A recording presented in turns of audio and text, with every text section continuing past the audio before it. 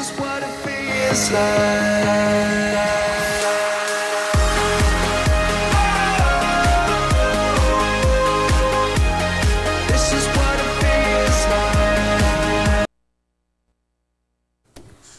Hello Ghana, and it's a beautiful, beautiful Tuesday morning. It's March 13th. Of course, we are grateful to be alive. The fact that you can see, you can hear, you can speak, and you can move your body certainly means God has given you another day to go out there and shine and be a blessing to Ghana and to yourself. But of course, I know it hasn't been an easy week. There have been a lot of things on the news, but of course, the fact that you're alive, just be calm. Something will work. Ghana will certainly work eventually. But I'm not doing this alone. I'm here with 3 guys. I was going to say 4, but the Holy Spirit is a female. So we agreed to do this with you. So why are you here? But we didn't agree. You see, that's the interesting part. By now, your colleagues are where? In bed. You serve breakfast in bed. People are saying, Grandpa, what should we do for you? And you're sitting here. Oh, you are. Good morning, guys. Good morning. All right, good morning. Good Monday morning. was fantastic, but I've been thinking, I've seen a military captain, a beautiful military police guarding the First Lady these days. Right. Yes. Yeah. And I'm thinking, okay, I haven't seen that before in the past, apart from maybe Nana Konedu Ajima Rollins, because in the military era, we're just getting off that era. Right. But, I mean, from when the Fourth Republic started, Nana Konedu, Mrs. Kufuor, Mrs. Mills, Mrs. Mahama, up to this point, I have not seen a military captain, you know, and that's a very high-ranking, officer. That would be a DSP in police or prisons. Guard the First Lady. So I'm asking, okay, when did it change? Right. Because I know that the military is supposed to guard the president. Yeah, exactly. Because even the vice president has a police aide-de-camp. So what changed? When did it change? How did it change? Maybe we can, our friends in the military can give us some education, because it's good. I mean, it's good you've observed this. I, for one, haven't really noticed because I don't understand the ranking. Military police. I know initially the president was being bodyguarded by the police, and then it was changed, right? Yes. Yeah, so it was President Kufuor who had used the police, but I mean by rights, because of his role as commander-in-chief. There's a military colonel that guards the president because he's a general himself. But then, so I'm wondering, I don't know, maybe our friends in the army can help us. They should. Why is the First Lady now having a military ADC, a captain for that matter, a military police captain? Is there a certain reason we want to know so we can educate our viewers as well? We're not in normal times. Oh. Why did you say that? Because of security. With the spread of armed robberies around, and the fact that the police seem to be overwhelmed. Maybe that's why they decided to give her an army officer. I might take this if the other maybe vice president and then Baumia, Samia is also, you know, or the Speaker of Parliament also has a chief that's justice. where maybe I might, look, you know, but rights is only offering. I'm just assuming that we're not in normal times. We know what has happened security. where the military is being asked to go out there and help the police. Yesterday, you saw what happened at is it Takwa or Takwa, where the guys are up in arms. were unleashed onto people. I mean, I was so embarrassed that in the 21st century, in Nkrumah's Ghana, we can unleash military men on people who are demonstrating. I mean, really, after having gone all this while. So, Johnny, we're not in normal time. So, if an army officer is guarding the First Lady, just thinking that the time in which we are. Then if, I mean, somebody was trying to explain to me and said that, well, it is because the household of the commander-in-chief is usually under military guard. So, but I'm saying, well, the First Lady, the First Lady is a civilian. By her, the president is commander-in-chief, so they count him as one of their own. But the First Lady is a civilian. So are all the president's children. Okay, so why would you have a captain is a commissioned officer. It's a senior, military man or woman. So why would we have that for the first lead? I don't know. Maybe somebody should Someone should provide the answer. Good morning to you. Those are the Public Affairs Directorate. This is what has come to our attention. Yeah. Is there some explanation that you need to give so we can share with the public? Yes. You know, but Operation Calm Lives is still out there, and I'm happy. Last weekend I saw their work. Yeah, you see their branded cars around. But again, I have a problem with where they park to execute their duties. Last week I entered into, so if you're coming from the the Tesano Abekala road, and you're heading towards Action Water, yes. There's a filling station, a Goil filling station to your right, just before you can climb up to use the N1. So I entered there. When I was exiting, they had stopped a vehicle, and so they had parked just at the exit of the, filling station. And in my bid to get them to, I was sitting in the car hoping, obviously, because there was one policeman standing in front of me.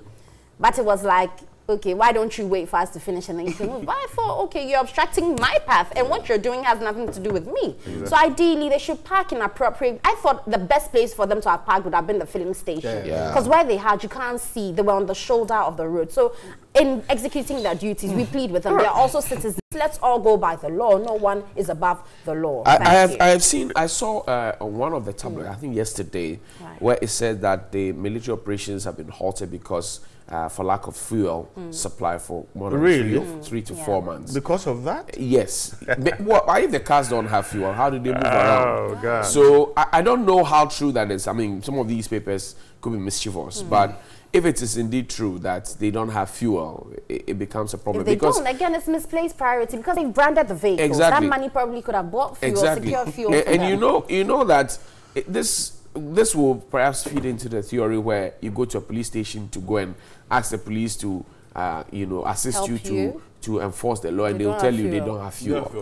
It's a regular thing here. I hope that it has not gotten into the military circles here, because the military is supposed to be running emergencies. It is. So I wonder. Anyway, but it's good morning, yes. Every good morning. Eat your breakfast. It's important. And share your Ghana month pictures, of course. Hashtag we celebrate GA. We're still in March. Really? Yep. So the end of But Bright hasn't shared a single photo apart from the ones we took with I him. suspect the fever is dying. No, It's actually being hyped. Did Bright say the fever is dying? He's not aware. He doesn't live. He's been going for a big hunting, yes. All right. But George has all the news. News is up next here on your favorite morning show, New Day.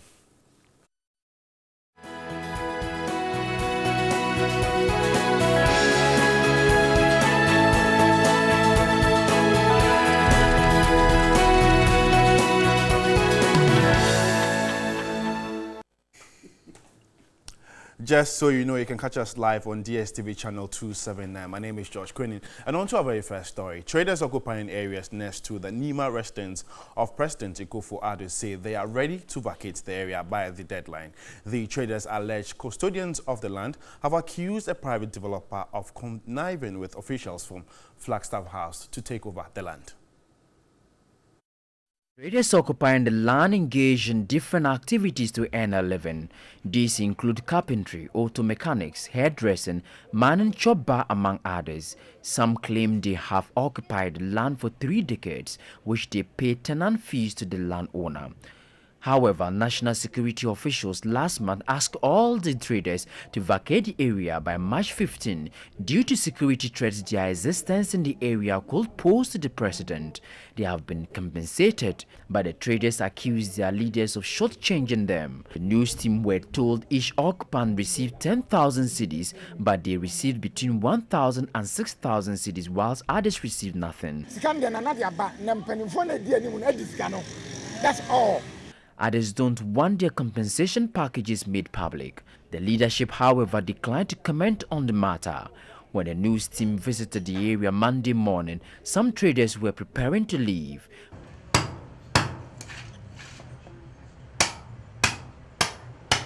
But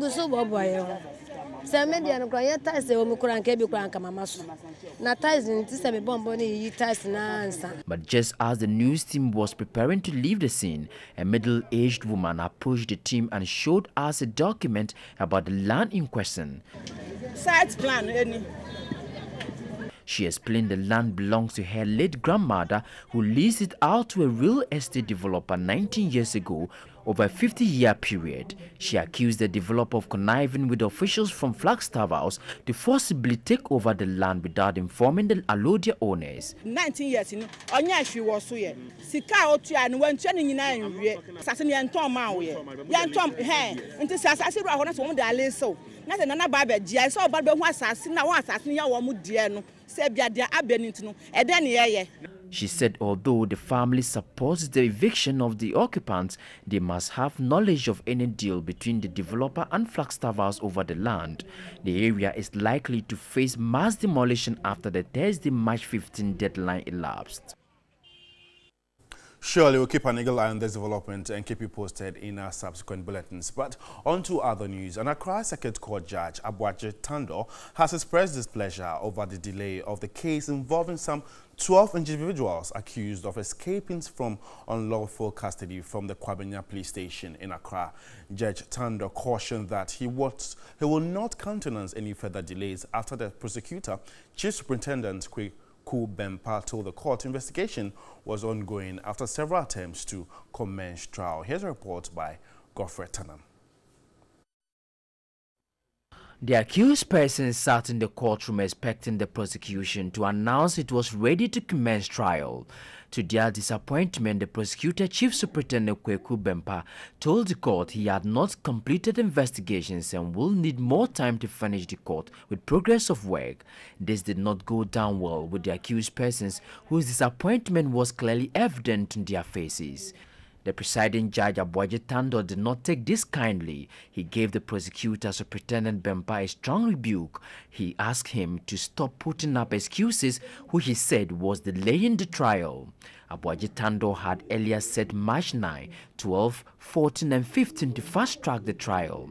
It will be recalled that 7 suspected criminals escaped from lawful custody from the Kwabenya police station on January 21. The 7 were assisted by a group to escape from police custody. The attack led to the death of 1 police officer at the station. 2 others involved in the cell break, Prince Osei and Atakojo, are already serving 30 months imprisonment each. Still in the law courts, the Chakwade Circuit Court, presided over by Justice Rita Doku, has remanded 2 persons in prison custody for attempting to traffic 47 people to Conakry, Guinea. The 2 were also charged with preparing to operate a small-scale mining business without license. Giving the facts of the case, the prosecutor, ASP Isaac Mensa Apinting, told the court that about a month ago, the accused persons, Tanihu Azuma Donik and Andrews Alimo Yogako, both aged 35 years, arrived in Ghana from Conakry, where they operate small-scale mining without a license. They successfully recruited 47 Guineans between the ages of 18 and 58 years to send them to Guinea for their mining work. On March 1, 2018, at about 3:30 p.m., the 47 Guineans, together with 28 pieces of Shangfer engines, 47 pieces of water hoses, 7 bundles of blankets, 32 pieces of water pumps, and 32 pieces of pipe mining equipment, were loaded into a canoe owned by the accused, after which they set sail from Akplagbanya Beach in Adar, in the Greater Accra region, en route to Guinea. However, on reaching Nkotongpo, a suburb of Sekondi in the western region, the boat headed for the beach to pack up additional equipment. On March 5 at about 11 a.m., the Marine Police at Takoradi received information about the presence of the boat and moved to arrest them at sea. The accused persons, together with the 47, were all in court when the case was called on Wednesday, March 7. The commander of the Marine Police, ACP Seydou Idi, told TV3 that the 47 Guineans have been released since they were just victims. The 47 people, we sought the permission of the court to release them because we considered our investigations proved that they were victims. They were recruited by the 2 main suspects. So soon after the court, we released the 47 people to go back to where they came from. However, the two, Tanihu Azuma Donik and Andrews Alimo Yogako, will reappear before the Justice Rita Doku in court on March 15, 2018. And now to the presidency, where the Vice President, Dr. Mahamudu Bawumia, is soliciting the support of chief directors from the ministries to work out a rollout plan for government policy on aluminium and bauxite manufacturing industries. Establishing these industries within the next few months will facilitate the processing of raw aluminium and bauxite materials for export, which will in turn raise over $500 million for the country. Dr. Bawumia was addressing the opening of a 5-day workshop on macroeconomic dialogue for chief directors here in Accra. The chief directors were from the various ministries across the country and are discussing how to implement government flagship programs, including the One District, One Factory program. Also topical on their agenda for 5 days will be how to resolve the problems associated with the free senior high school policy. Issues about maintaining macroeconomic stability and prudent use of the country's natural resource will be discussed. Vice President Dr. Mahamudu Bawumia implored the chief directors to own all government programs in order to make them succeed. They should also support new initiatives and policies being spearheaded by government. Putting in place a working railway network across the country is a very, very key part of it.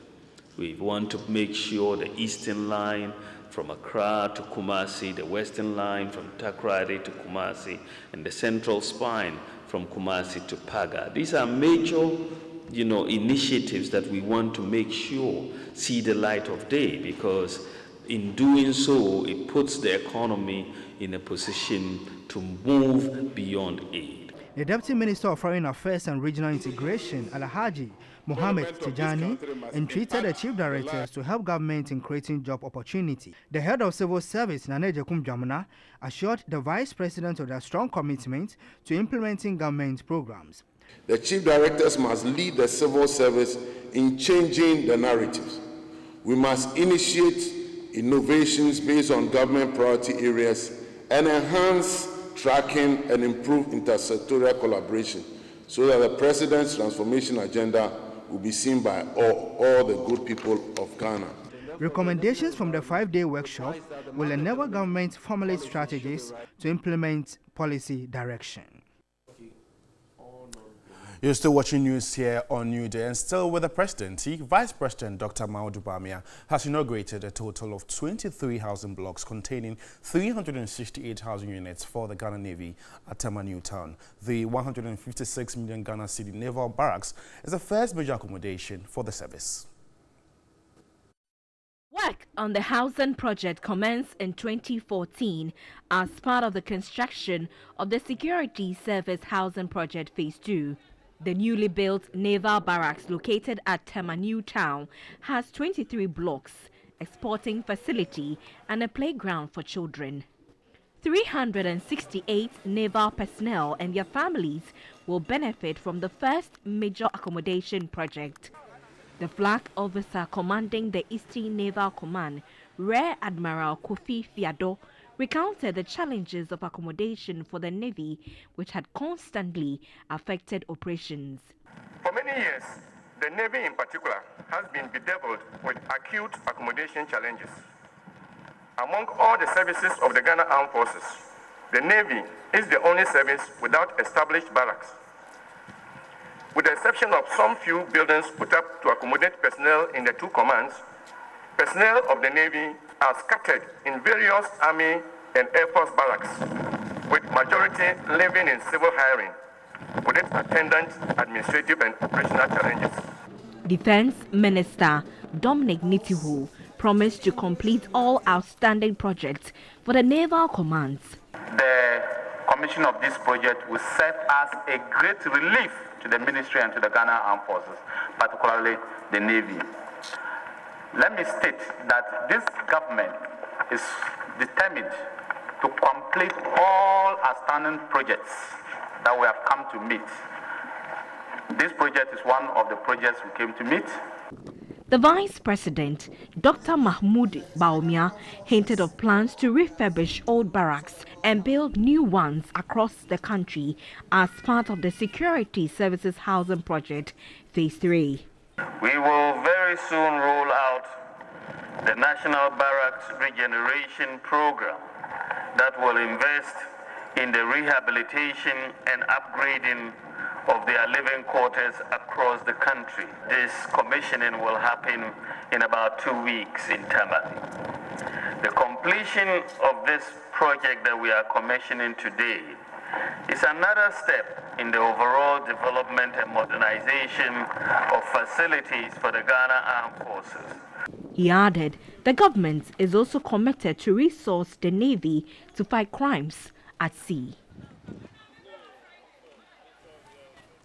Let's do some business now. Banking consultant Dr. Richmond Ituahene has lauded government's plans to raise some 2 billion cedis to clear debts owed by collapsed UT and Capital banks. Speaking to TV3 Business, he said the move is a normal practice done anytime a bank becomes insolvent, that government finds money to clean the balance sheet of the receiving bank and takes over the management of the non-performing asset. Government is hoping to issue a 2 billion cedi bond to settle the total liabilities of UT and Capital banks, estimated at 1.6 billion cedis.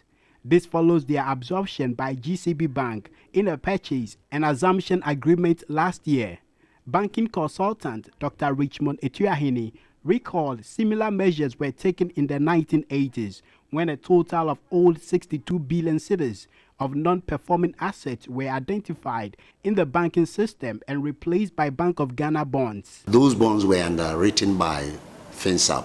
We had a donor money from Swiss and other countries which supported us. So this is not the first time we are doing that. So you're going to borrow money and give the money to GCB to take off the the non-performing.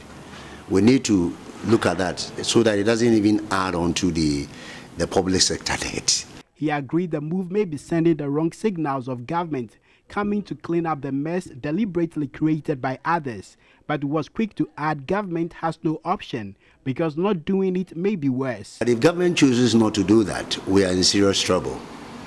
And it is done in all jurisdictions. As I'm speaking to you, Nigeria have what we call asset management company, which is dealing with about 3 trillion debts of banks' debt. In UK, Lloyds Bank, RSB, and other banks, Northern Rock, they all have to be bailed out. And that is what it means. Bonds is issued in respect of the loans for those who will take it over. And then the debt will be managed independently by GCB, so that GCB is not also put in distress. According to Dr. Ituahene, the overriding need is for the Bank of Ghana to strengthen its banking regulations and be tough on corporate governance of banks. The cost of the bailout, you only see 1.2. You haven't even talked about the liquidity support Bank of Ghana gave to them when they were sinking.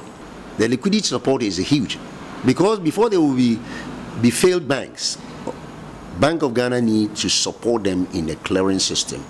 We call the lender of last resort. That is the emergency liquidity support, and it should be done by Bank of Ghana. So the joint receivers of the transaction, PricewaterhouseCoopers, has advertised the invitation of bids for the sale of assets of UT and Capital banks. The deadline for the submission of bids is Monday, March 19, 2018. And that report was filed by my colleague, Paul Sowa. And just so you know, we are live on DSTV channel 279. And also, you can also interact with us on our social media platforms. On Facebook is News on TV3, and on Twitter is the News TV3. Let's do other news, where the National Population Council says the surge in population should be a source of concern for Ghana due to the poor handling of population and related issues. Ghana's population has increased from 24.5 million at the last census in 2010 to 29.6 million. Executive Director of the National Population Council, Dr. Letitia Pia, spoke to TV3. Ghana's population growth rate is estimated at 2.5% annually. In 2010, when the last census was conducted, the country's population stood at 24.5 million. Nearly 8 years after, that figure has shot up to 29.6 million, according to annual growth rate estimates from the Ghana Statistical Service. Rising unemployment, housing deficit, inadequate health personnel and facilities, and other key problems facing the nation confirm the fear of many regarding the sharp rise of Ghana's population. We've not prepared for the upsurge in population. Day in, day out, there are a lot of death rates, although there are death rates as well. But looking at the influx of neighbors from other countries into our country, I think we've not made real progress. Government is not putting on, systems to take care of the sudden upsurge of people. Look at the recent crime rates in the country. These are all part of, population going high, and we've not made provisions for it. Do we have the resources available or the budgetary allocation to cater for the exploding rate of the development? It is good we are developing, we are expanding. Take China, for instance. There are many, but they're able to maximize their resources to provide for their citizenry. But in Ghana, we are almost 30 million now. But the more we grow, the less resources we have. Just like many Ghanaians, the National Population Council believes the population boom is worrying. We should be a little worried because at a growth rate of 2.5, it means that we are going to double our population in 28 years. Every 28 years, we're going to double.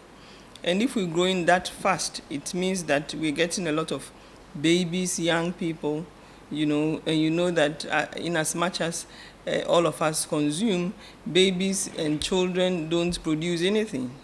They consume our time, they consume our energies, they consume our money because we have to take care of them. Almost 40% of the country's population is made up of the youth. A youthful population is good for any country, but it becomes a problem when majority of the people who fall within these brackets are dependents.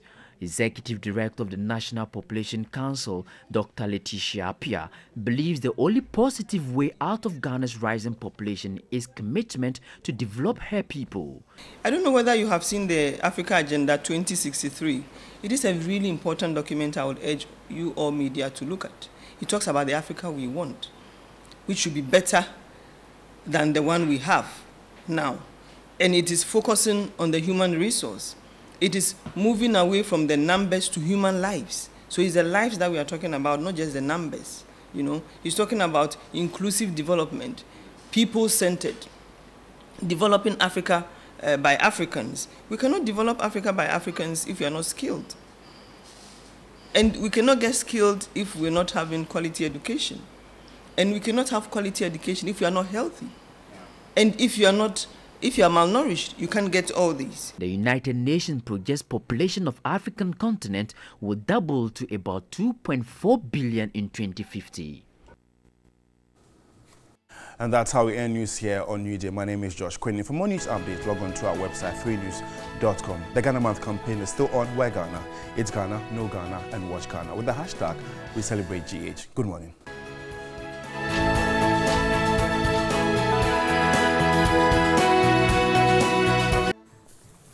Welcome back. Let's start off with the daily statement. It says, coming from Samira Baumia, she says, make education bedrock of woman empowerment. And then also, Ekufuado is a visionary. That's coming from the U.S. envoy. Then we won't abandon uncompleted projects, the government assures. And then finally, Prof. Yanka warns that private universities may face collapse.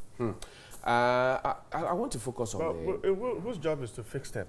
The private universities? Yes. Yeah, Prof. Yanka's job. So he should fix them instead of telling us the problem. Well, he's talking about the collapse because it's a private investment. No, he's sitting at the presidency as the minister in charge of tertiary education. Right. Yes. So if private universities may face collapse, you see, I have a problem with our public officials rather telling us of problems instead of diagnosing them and giving us the solutions. Well, maybe it's a newspaper that's put the headline because there like that. He's part of the people who run our education.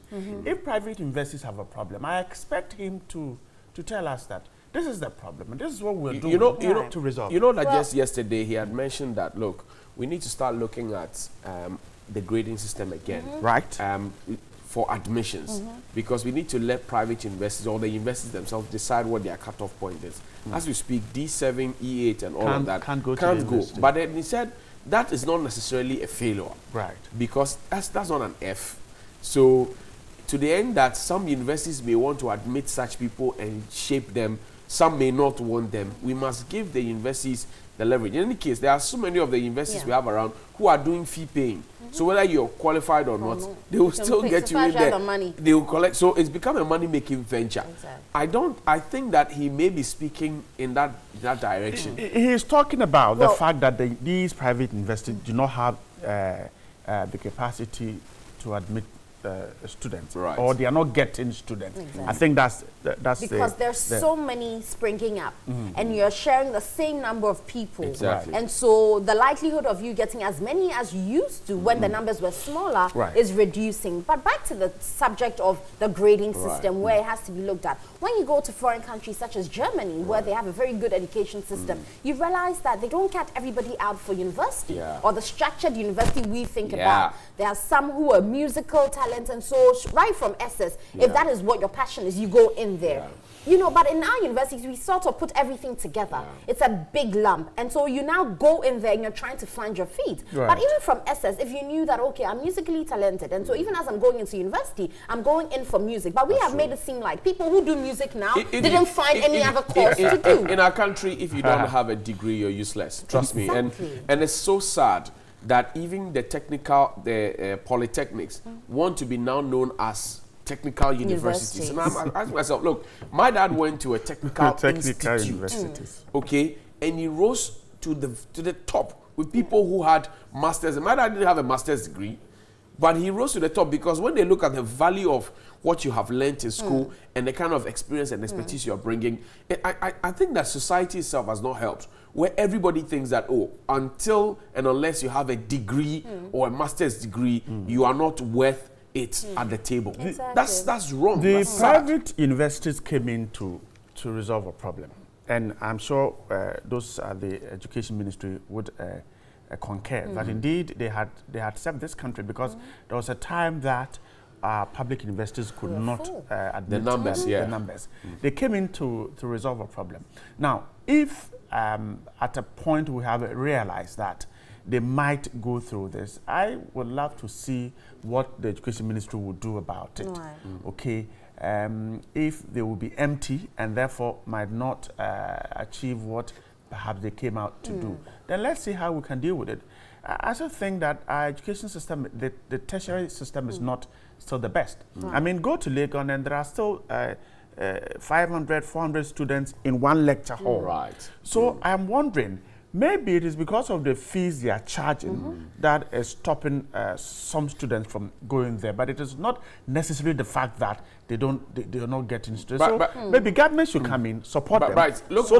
Maybe, because if you remember, the last time they were talking about some taxes that affect the amount of fees students pay at the tertiary level. It's so huge because of the taxes. So if he has seen the problem, then he should tell us how he thinks government can support him. Look at this other angle. The public universities didn't used to do, they were not so heavy on the fee paying thing. So you find some foreign students pay a few dollars and then, you know, learn at our universities. These days, nearly all our universities, from University of Ghana to the GIJ to KNUST, everybody is doing fee paying. So the numbers that were usually left for the private universities to absorb or get is also now being taken over by the public universities. Because rightly, as you said, because the fees are quite exactly a bit cheaper you get the point. So now you are putting the private universities at a disadvantage. What is the policy framework that let's have this 60-40 agenda? So 40% goes to the private universities, 60 stays here.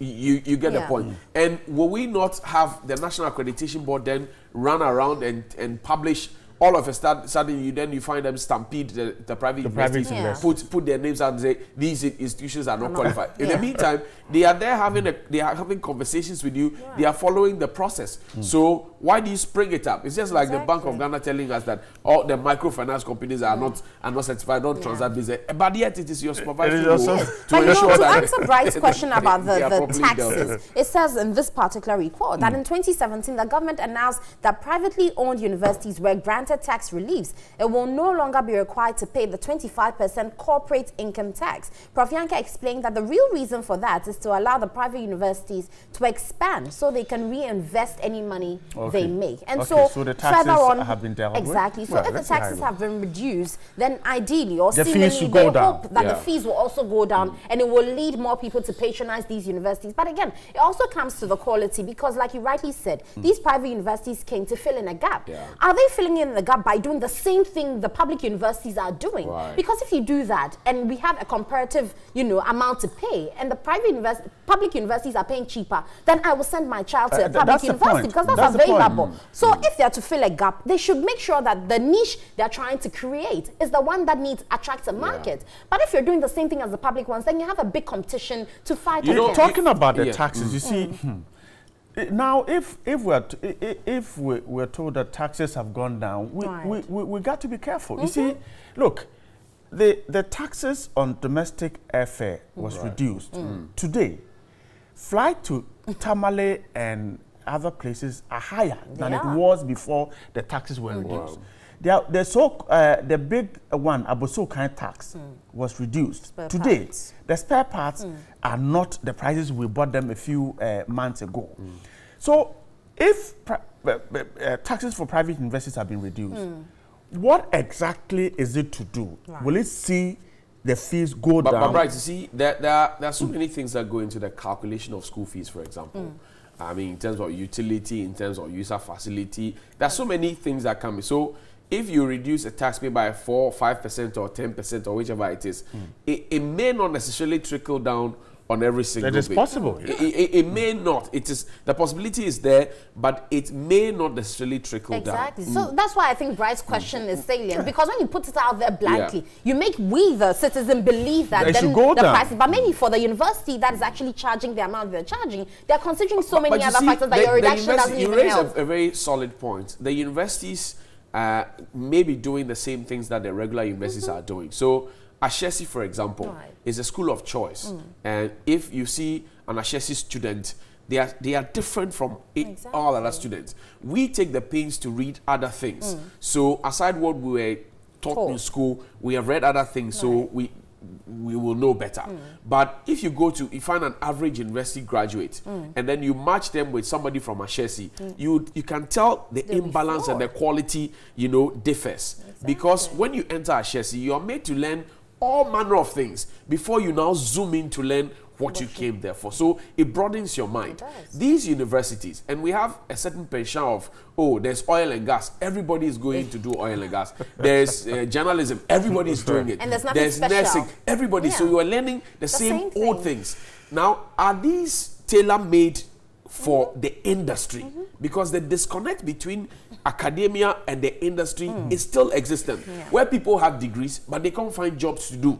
And we tell everybody, go and become an entrepreneur. Not everybody can become an entrepreneur. If he doesn't have the wherewithal, he doesn't get the support, he doesn't have funding, he doesn't have the ideas, how does the person become an entrepreneur? So someone like Ashesi is never going to run down. And so you told me private universities face collapse because they have created that structure where they're different. But then to get, so I think that's where it comes to into their Ashesis, the value views, it takes coconut. It does. You have to get coconut. You have to produce coconut. So when the first lady says that education will help the girl child, blah, blah, blah, look, the things are not there.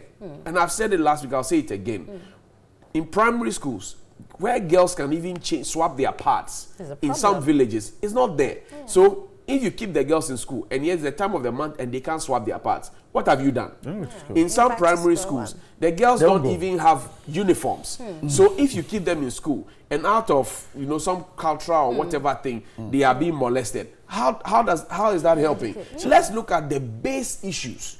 Somebody gets defiled and the chief will take 2 schnapps and some money, and it is for him and not for the victim or the family, and the person who committed the crime goes free. How does that help? Talking about the taxes, today is 13 to ECG. The ECG, it's 15. We wait to hear from them, but it's time for us to run. And we're talking about the president's residence. Should the president move to Flagstaff House, or should they live in their private residence when they, occupy office? Because it has become a subject of discussion. I think the president should just go. He should go where? To Flagstaff. That's why it was built, really. That's what I think. But there's been precedents.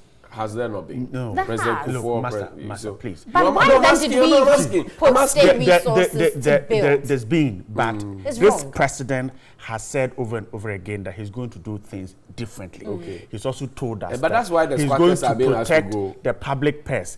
Look, we cannot have security at the Flagstaff house and security at his house. At least we can reduce the security at his house, the cost of it. So once he gets to the Flagstaff house, so that public purse is protected. The amount of, the number of people at his private residence will go down if he doesn't stay there. Right. Now, we are paying for the Flagstaff house. We are paying for his private residence. This president says he's protecting the public purse. He said he will do things differently. Let us see it. He should move so that we reduce the number of security and the amount we spend. I agree. And but the rant is not ending here. Let's see what goes on the street. So what happened to the vice president residence around Cantonment? It's sitting there. The money, what happened to it? I don't know. It's in the land, so you can nothing take is happening. Nothing will happen. Look, good morning, Vice President Baumia. Good morning. We love you, but we're just checking. So where do you live now? We're just checking. Our prisons are choked. If some of these houses, Bright Spa. Can you imagine? So we should use a house for. Let's rant with George Quinny and the folks out there.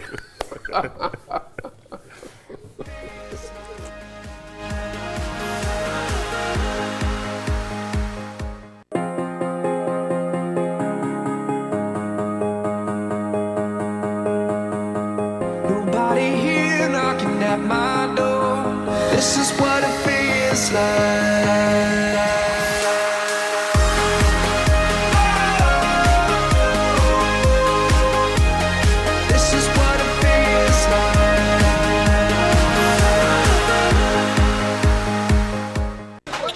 And traders around the president's private residence, Anima, have been given a deadline of 15th March to vacate. And this, of course, has been surrounded with some controversies. Though some have been compensated, some think the money is too meager for a startup. And so the question is, should certain presidents be allowed to stay in their private residence or move to the official residence? That's the Flagstaff House. This is Daily Rant. Let's keep talking. For 10 years, 15 years, 20 years. Now obey president Sabio and Koma Kofia on the Nidi, Agura on the Nidi no, easy. And I'll tell you that it is someone in the president that war for 20 years. Sese no ya to Abamano. Sa Omedi Ghana so. Ne bambo a wun here. Ne bambo a new dear wun here. Nemo minimum say president today and Kayo baby me and sa Sabio. Udi adia yado ko ekotra weekend kra your peduase lodge weekend no officer ona fofo bi pa bibia o to ko peduase lodge timi would the reason why president no o choose say still no opeso trenima cause they said the full say baby we do ne dey anko Flagstaff house na ka weekends no onko peduase lodge and state house no ko agre no we see we dey enkra e bako answer na Nana Akufo-Addo be president. Em say wa catch Ghana for say oba as president no. Onu omo na be den ometna. But I'm surprised this morning since this morning. Say what back 1.5 years. Now what started to 2 months for. And these people have stayed there for more than your president. You want safety for what did he say? He said he's from Nima. He was born in Nima, and for that matter, when he assumes the presidency of this country, he's going to stay with the people. That is why he said in But opposition. he compensated them with his own money. Their compensation aspect should be out. Because how much have they been given? No. 3,000 Ghana. 3,000 Ghana and somebody who has established himself for more than 20 years and he has got even more than that. Now where are they going to sleep? Where are they going to put their goods to stay? So go and sort yourself out. Where are they going to? You should give them place to stay. You should have given them place before you even come and evict them there. So what is he talking about? For me, the president didn't try. Me, a coming Kwanka president under presidential palace. He said, government of Ghana spent more than $130 million. A buildings up in. Someone down. I don't think you say Saskano now or done if you could have used that money to build an hospital. But my catch your president said, Nima is the safest place to live. Nima, the last robbery attack in Nima was in 1995. How many years now? Sir? I am telling you, go and check. So it's safe for Nana to live in that place? Your studio is in Nima. The presidential palace is in Nima. GTV is in Nima. We have so many. So Nima is... The traders, they are not security threat to the president. Unemployment is even security threat. Me who are out way. Say, Obia Pamuni, you are saying you mobile attack you are. Is the president important more than you? Shakrone cost workum.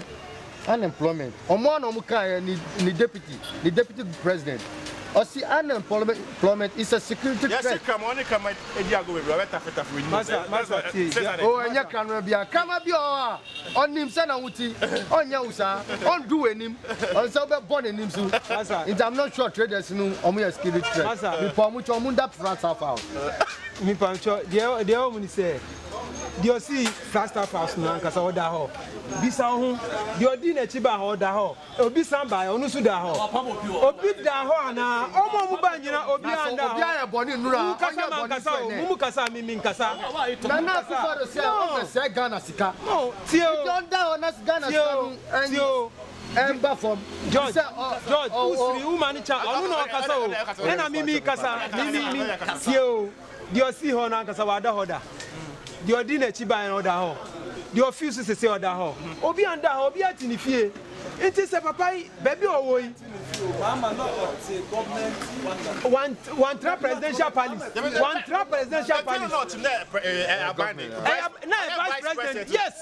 And still when you say vice president be fair available and come better ho. The vice president fair be and you are available si anti. Baby or tran otinu. Fine.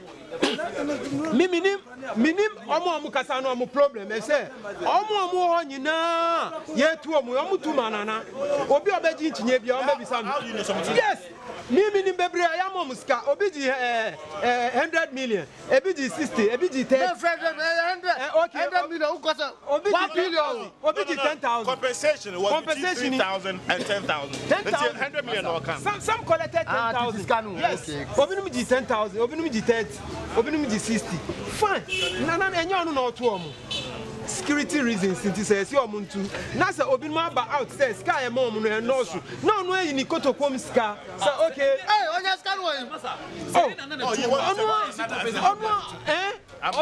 say na the way is compensation say na the two omo I didn't know compensate to omo they shouldn't support it but once you are the president and this is happening and you are talking of unemployment and you are sacking people from that place where are we going as a country? So for me, the 3,000 is a peanut. The people are crying. It's a peanut. So people are making more than that a day. They are making more than 3,000 a day. 3,000. More than mobile to mobile. How does the person make you that? Obi mobile card. Auto mobile card. No, you 3,000. You no I'm not saying more than 3,000 a day. Talking about fitting shop for I'm not for car. It's a taxi rank. Even taxi. George. Oh no, got the beans. Come on, opposition. George. Oh, now Mr. Ko ati dundun kolo. But today what pamu? Oh, na kufadu. What? Everyone omuko. I'm a chese. 3,000 is a peanut. Obi timi more than 4,000 a day for that place. George. Wait. Question is president who be say on stand if and on flag star. President Akufadu One could turn Flagstaff house. One could turn because that place has been built for presidency. So you should go and stay there. Why is he not staying there? You can't see Mama stay or Mama stay. You should go and stay there. My brother, a statement. My brother, a statement. He said, Nima, the safest place. Nima, pass, Ebi Obiba attack you, and I said, who said another election time and then any man who busy.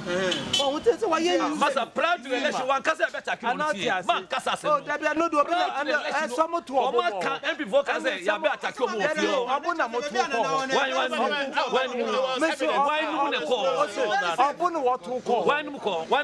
have evidence on that. Do you have evidence on that? I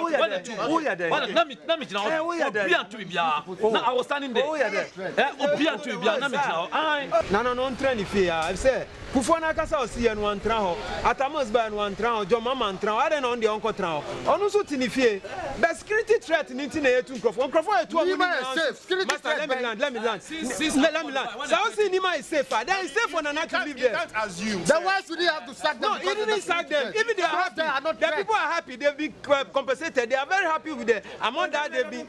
How do you know they are happy? Oh, Master. Did you see a lady crying? A lady among them. She doesn't own a shop. Listen, if you don't own a shop, the shop but she's owner, working there. No, the money will be the compensation will be given to the shop owner.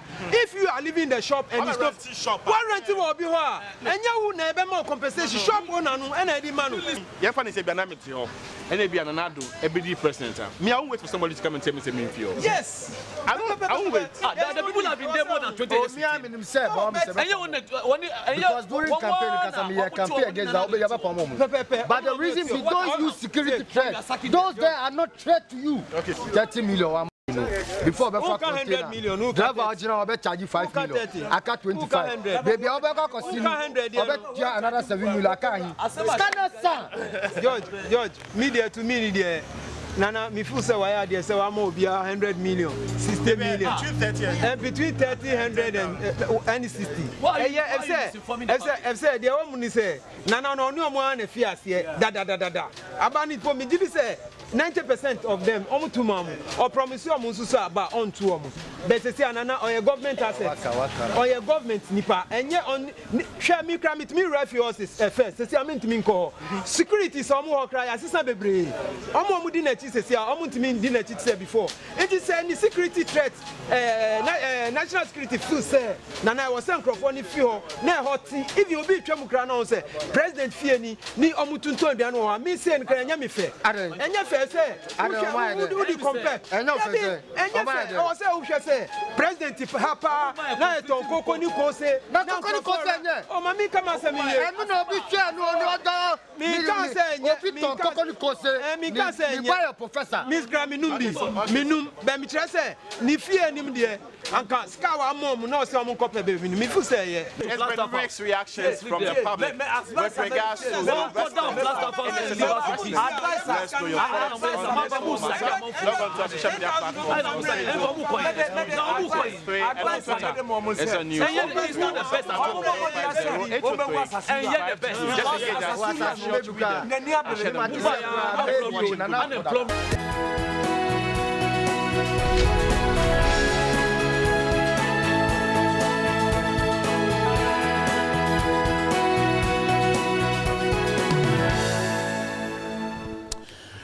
We start in the morning with a heritage that says that over 3,000 mad people jailed. Prison service worried, appeals for treatment, not punishment for convicts. So 3,000 of our people are sent to jail, even though they have issues with mental issues. That's the story on heritage. Also, stop evictions, move to Flagstaff House. Professor Jempo to the President, Nana Akufo-Addo. Daily Guide says top NDC man grabs $6 million bribe. That's a story, comes with a photograph of the special prosecutor. Daily Graphic, immigration repatriates Indian businessman. Workers demand his return. His photograph is here. The workers demonstrating here, also captured. And the ringleader of the Royal Motors robbery has been arrested. That's also on the front page of the Daily Graphic. Al-Hassan Ilyasu. And then at Tamil's library, closed down for lack of funds. The BNFT says cedi on song thanks to Big Brother IMF. That's according to analysts, suggesting that the cedi is doing well because the Big Brother is here. And the finder says cashew exports rake in $981 million as Ghana tops the world in 2016 in export of cashew in Shell. That's the story here this morning. My guest to do the talking, the Member of Parliament for the Lejukuku constituency, a member of the NPP, is here, Dr. Bernard Okuboy. Good morning. Yeah, good morning, my brother. Hope you're doing great. By His grace. Thanks for your time with us. And then I also have Dr. Zakaria Mabuya. He is a member of the NDC's communication team, also with me. Good morning, too. Good morning. Hope you're doing great. I'm very well, thank you. Thanks for your time with us. Let's quickly touch on this issue. It's developing. The president just came down from India. Let's see what happens. But even before his arrival, a senior lecturer at the University of Ghana, Professor Ransford Jempo, has described as needless the ongoing eviction of traders around the Nima residence of President Nana Addo Dankwa Akufo-Addo. The national security has given the traders around the area until Thursday, March 15, to move or be forcibly moved. However, the affected traders say the compensation package between 3,000 and 10,000 is woefully inadequate. Now, Professor Jempo's issue has to do with what the paper says is that the security of the president should be of utmost concern to all of us. And why has the Flagstaff House been built? Those are questions Professor Jempo is asking. The president, for a good thing, and I think all presidents should use the place. It is a needless waste and a needless compromise of the president's own security. If he chooses to stay in his own house, there is no need for an eviction or compensation at all. The president needs to be at the Flagstaff House. It doesn't make sense to me if we say that there is a presidential mansion and no president wants to stay there. Now, other civil society organizations have started already asking that we make a law, we find a law to compel president to live at the presidential mansion. Where do we go? Dr. Bernard Okuboy, now,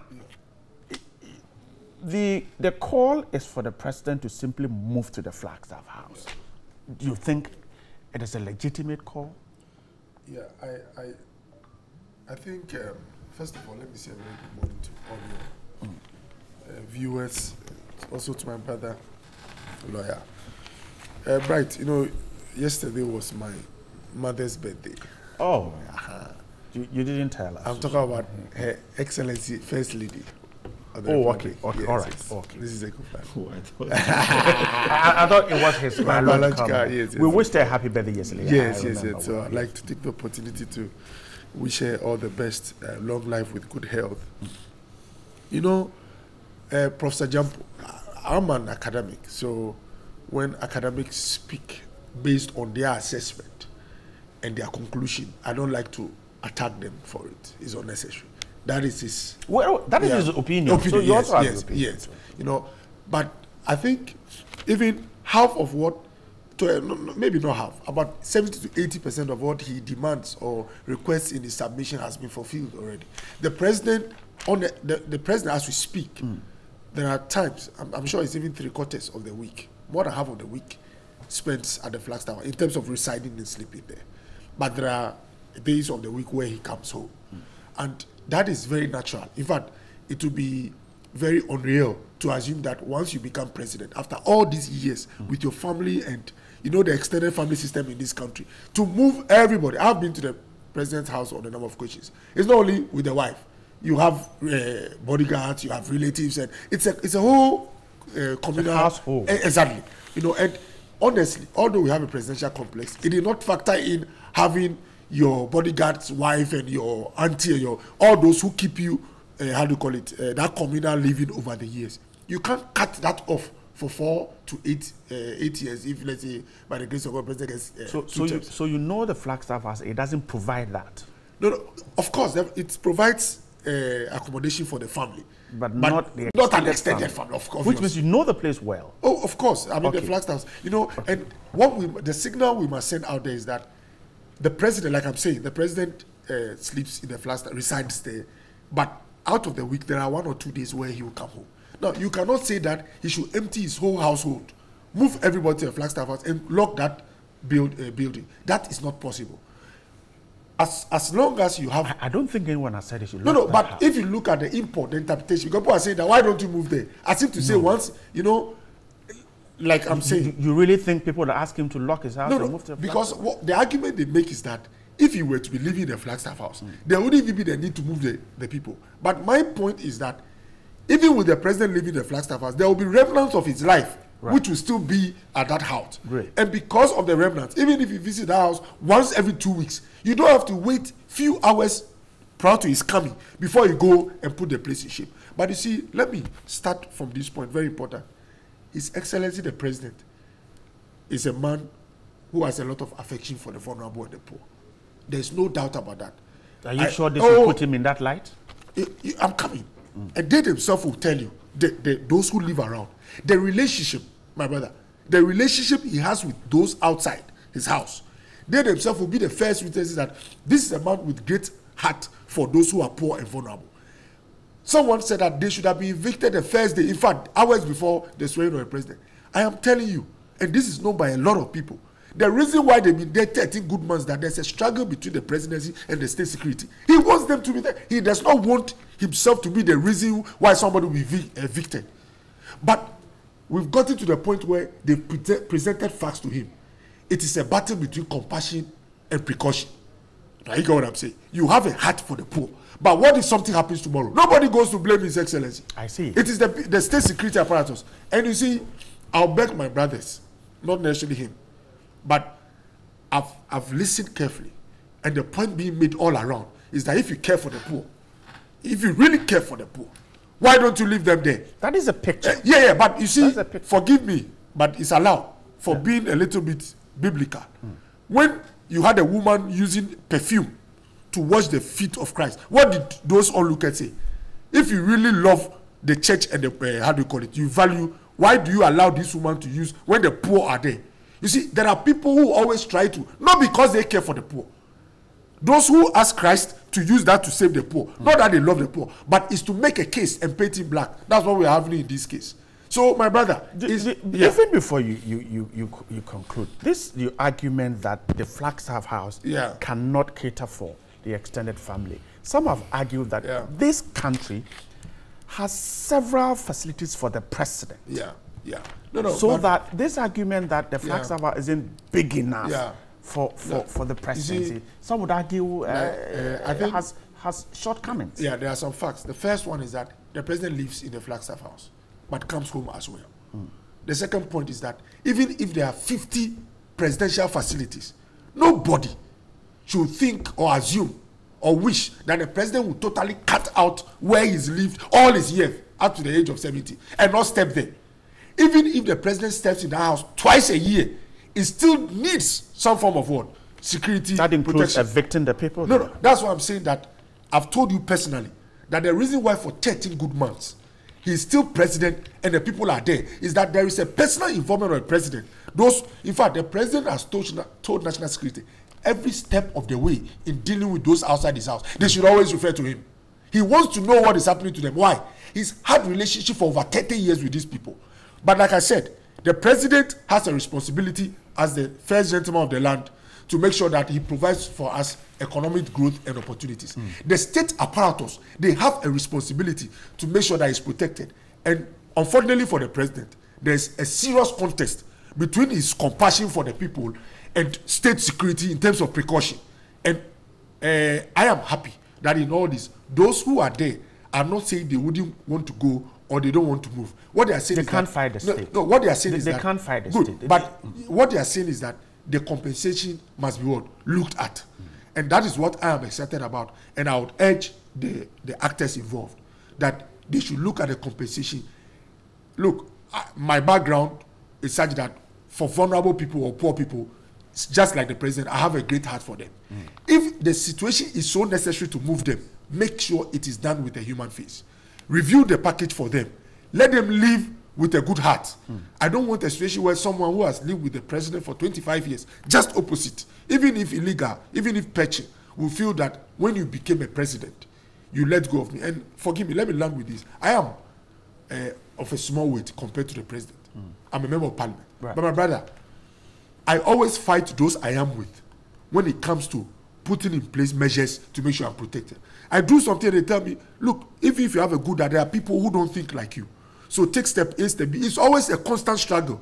And this is what I believe is happening to the president. We've had president with good hearts also like Prof. Mills. You can ask those his followers. There are constant occasions where he's trying to move to people, they tell him, this is our... Exactly. So, please, we should not look at scoring, I will not say cheap, but unworthy political points with this. We should look at the arrangements that are put in the state and rather ask for what I'm asking for. Make sure that they are treated well in the process. And sent away. I'm grateful. Dr. Maria, the call is that if he moves to the presidential palace, he will not need to evict the people around his house. And so they're asking him to go there. What do you think? First of all, I would like to say good morning to viewers and also say good morning to the people of Miami, especially San, that's my community. As we speak right now, they are, engulfed in a crisis of water. It's a perennial problem that always happens. And when I get the opportunity, I try to draw attention to this particular issue. As we speak right now, people are having difficulty finding potable water to drink. In fact, even water is meant for livestock. It's a scarcity. I'll talk to the president on your behalf. Please do. Yeah, seriously, it's a serious issue. And also, I think that this is a serious national security matter. And the national security, apart from looking at the security of the president, should take interest in the security of the general population, especially those who have a limitation, who have difficulty in getting access to basic amenities such as water, something as basic as water. It's a critical matter and it's a national security disaster. Okay, so I would like to... What could be done in ETS by the grace of God can be done in the next because this is a serious issue, whatever that can be done right now, because if you look at the situation, we have an immediate need and we have a medium-term need and a long-term need. Around I'm telling you, and this has been a big issue, okay, and I mean, successive government have tried to deal with the matter, and I'm being apolitical of this matter. This should be the last time. I pray and hope Dr. that Kubo will be here next year. You push it and make sure you push it to the president and ensure that something is done. But as of now, before we look at a long-term solution, the people are calling for support. People to not even bowl, just for tankers, water tankers to bring in water for them to survive. Okay. I'll speak to. Okay, so it's a crisis, and if attention is not drawn to it, it could lead to a big issue. Now, coming to the specific issue of presidential security, I'm really worried and I'm really perturbed, and I'm thinking that we are getting things very, very wrong, and this thing permeates virtually every policy of government. You do not find basis for action. Okay, you don't understand the fundamental basis for all actions that the government takes. When it comes to this particular security issue, what is the basis? What is the justification? What work has been done to establish that the presence of these people pose a threat? Is it just a perception? Okay, we are arguing. He mentioned that these people have lived very well with the president, and they are very fine with the president, and they support the president. They supported the president, and they continue to support the president. They are actually a security for the president. If we want to look at it from the other perspective, and if you want to suggest that they are actually a threat, you need to do some work. You need to actually establish the basis of your argument. Okay, we have been advised for security reasons. Would that be prudent? No, to put that information out. But at least there should be basis for action. You need to have basis for action. You need to, because I think that the presence of these people around the house of the president it's not a threat. If in fact the president has lived with them and has lived with them very, very fine, and he has been very good with them and they love him, okay, we say that you protect yourself by creating love of the people around you, not by putting fear and intimidation into the people. And what he is actually doing is more a threat, okay? So I'm concerned about that. Number two, if you look at security approaches across the world, we use intelligence, we use IT, we use surveillance. There are a number of security approaches that you can adopt to ensure that even in the midst of chaos, you are able to keep control over the system. And the national security and the presidential security could take these measures to ensure that the president is secured even within his friends. Even at the Flagstaff House, he's not living alone. All right. Wherever that he's going to live, he's not living alone. And I'm aware that the president also has residents at East Legon. Okay? Are they going to evict all the people around East Legon over there as well? Or is it because these people are not wealthy enough to build mansions that will match the status of the house of the president? Why are these people treated differently? Okay? So when you do that, what you actually do is to create pain, and you allow people to imbibe certain kinds of bad mentalities, and it leads to, you know, the exacerbation of crime in the country. And I'm thinking that we should look at this matter much more strategically. He's not the first president of the Republic of Ghana who has lived out of his house. Former President Kufuor lived in his house, even though he used state resources to beef it up and other things. It was suggested that it was a private person who supported him to do so. We didn't hear that he was asking people to be evicted around, even though there were suggestions that he acquired property around, including the hotel, around it, just to make sure that he was secure. But there was no eviction of persons around him just because he had attained the presidential status. Prof. Mills was a president before. He lived at a castle, and at the same time, he also lived at Ridgemont. Okay, I mean, the people loved him. The people were making comments, his neighbors, that this man was very simple and he could walk around and he could freely move. And they were very excited about the nature and the manner that he lived. Yeah, but those were houses. John will have containers and kiosks. So that's what I'm saying. Is it because these people cannot afford to build such standard of houses? Or is it because these people have a background that you can attribute criminality to? Have they done any criminal background record on these people? What is the assessment and analysis of the background of these personalities and the persons who are there? And he has, agreed that they have lived there for years. National security has easy access to their data. Okay, they can analyze them, they can get police reports on them. All these people can be properly analyzed and then, assayed. They claim they can't profile the people who come in the daily. That's what that's what I'm saying, that it means that we are in serious problem. We are in big issue, because if you cannot simply cordon this particular area and actually keep record of people who come in and out with technology, it's a simple thing that you can do. So many things, number 10 Downing Street. Right. It's an open access area. People walk there. All kinds of people can walk. Even mad people walk along. But it is secure, okay, because they have up-to-date modern technological approaches to deal with security without necessarily, hurting personalities, which even itself is a security threat. So I think that it is totally uncalled for, and it is unwarranted, and it is seriously insensitive. And I'm saying that he's not the first president. There have been presidents of this country. There are presidents who have lived in their private homes. John Dramani Mahama, when he was vice president, lived at Jolo, and he lived with people. And I'm telling you, there was free access to the place. People could walk, and there was no problem. And even when he became president, he moved to a residence. And as he was arguing, he moved to a residence that is not as big and as equipped as the Flagstaff House. Yet they didn't evict people. He had a house at Bole, where there were a lot of thatch houses around. There were other people who were there, who were vulnerable and poor. He still went there and lived with them. He didn't ask that because his house was here, they should sack everybody. With this particular approach, we are moving towards absurdity. The president has a number of other houses across the country. We are told that he has even houses in London and several other places. So anywhere that he visits, okay, he should, anywhere that he has a likelihood to be with his family, everybody should scatter around that place. It is sad. And I would think that they should review this particular approach. It's not sending down the right signal. It's not sending down the appropriate signal. We as a nation are engulfed in a security crisis. And we expected to be discussing and to have had a comprehensive strategy about how we are going to deal with the security problem of the population of this country. I'm not, belittling the importance of the presidential security. It is an important subject matter. But it cannot be more important than the entire security of the nation. It is as a result of the heightened insecurity in this country that the need for the eviction of these people arose, okay? And so we should have expected similar actions and similar, approaches to deal with national security problems that we are facing as a country. Yet, we are seeing that the national security problem that we have found vulnerable people, the poor, and those who do not have appropriate protection are those who have been killed and attacked and robbed.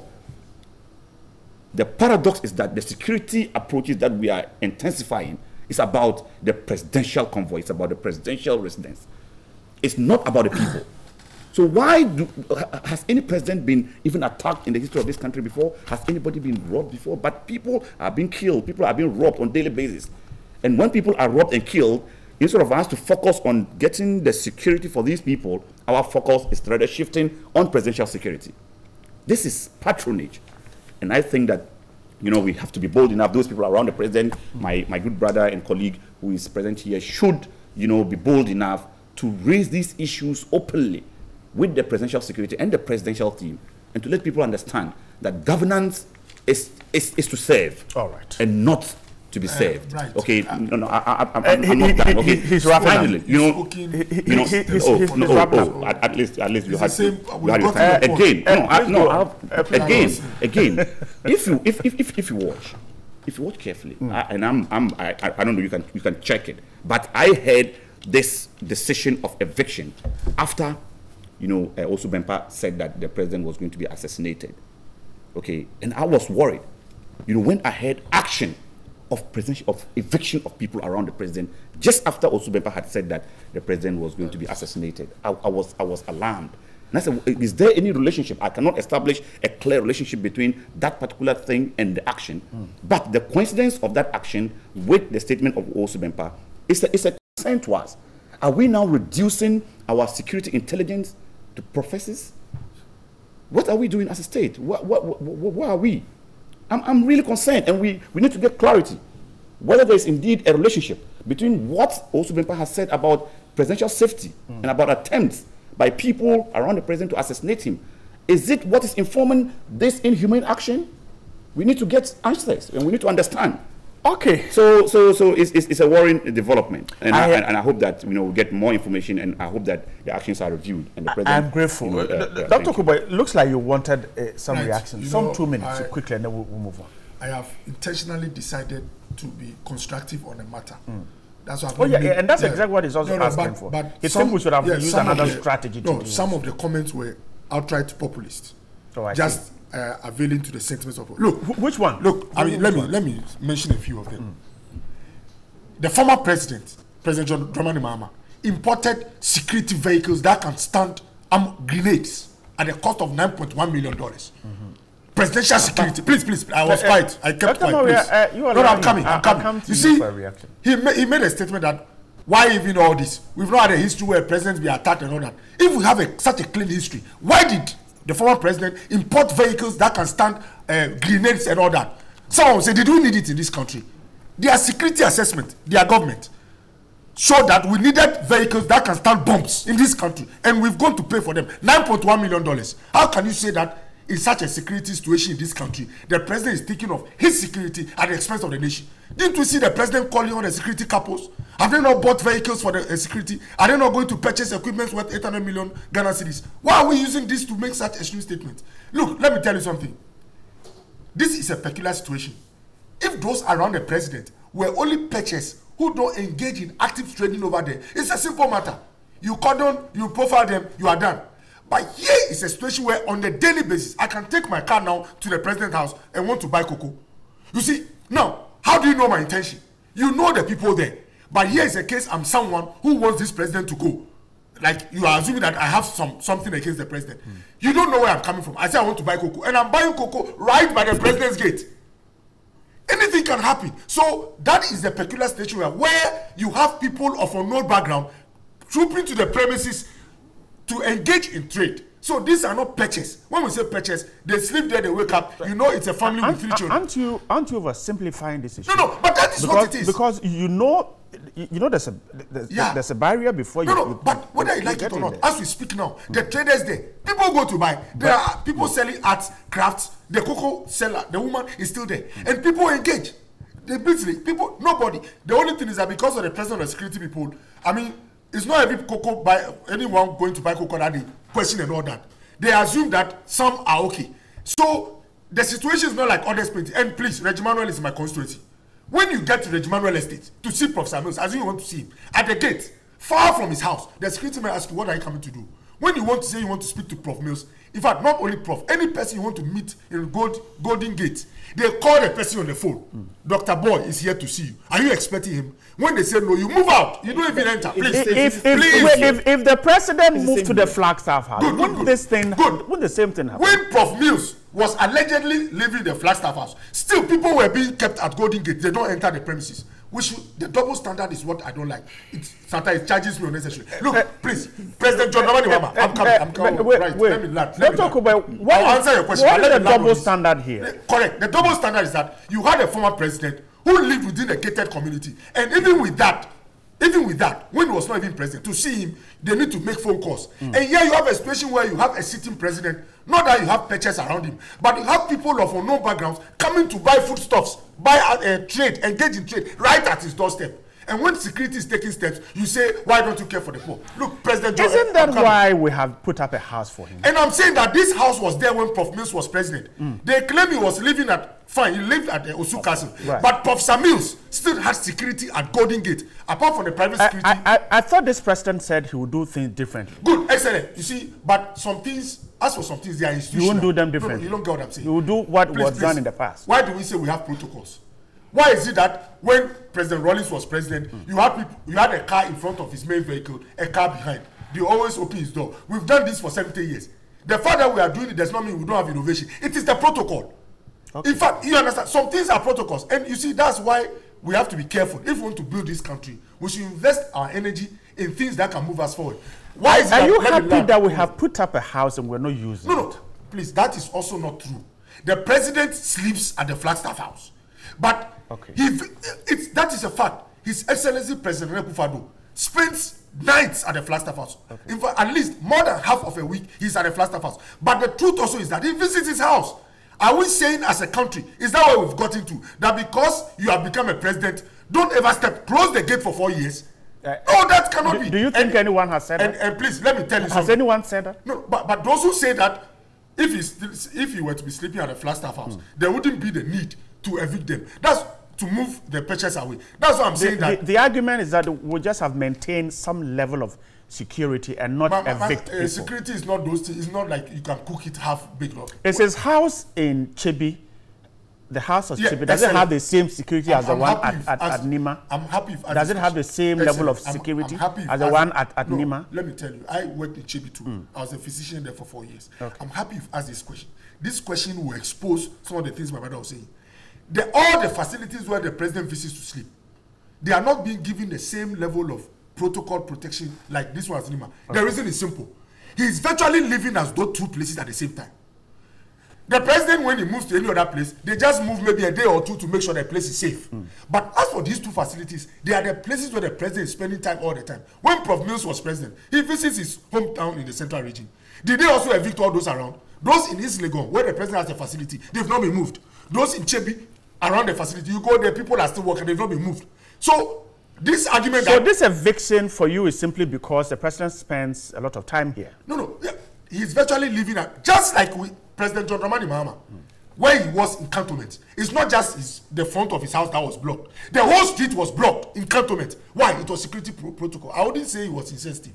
The state had a responsibility to make sure that all the years he would stay as president, he remained alive. If you put President Akufo-Addo's compassion ahead of security protocol and anything happens to him, he's not going to blame Akufo-Addo. They will blame the state security. So we have to be careful with our comments. Dr. Mario, he raised some questions. He thinks that, well, if the security of the president of the Republic of Ghana isn't that important, your government wouldn't have brought in those vehicles, armored vehicles he said they are bomb-proof vehicles. I don't know. Very well, these vehicles that he's talking about are available for the presidential use. The president has access to all these vehicles. In fact, they have completed the transaction and actually brought in the vehicles for presidential use. So the president has... And the Gitmo 2 are still around. The president has access to all these bulletproof, bomb-proof, and all kinds of ammunitions. Okay, and as he was speaking, the day the president was announced as the president of the Republic, the security forces took over the entire neighborhood and area, and they have actually blocked the road, and nobody has complained because we understand that it is necessary. Because ever since, anytime you're going to Star FM, you can't use that access route that we used to use freely when he was a candidate. They have blocked the place and there are barricades. Houses before and after are being blocked, and there are security guards that are manning the entire vicinity of the place. But you should ask that they should Yet, that one too. Yet, no. You should have asked for that. No. If you ask for the purchase, why not those? No, we understand that because it is not going to deny anybody of his or her livelihood unnecessarily. Do you know the time you lose for avoiding? Can I make my point? You allow him. You are not losing any livelihood.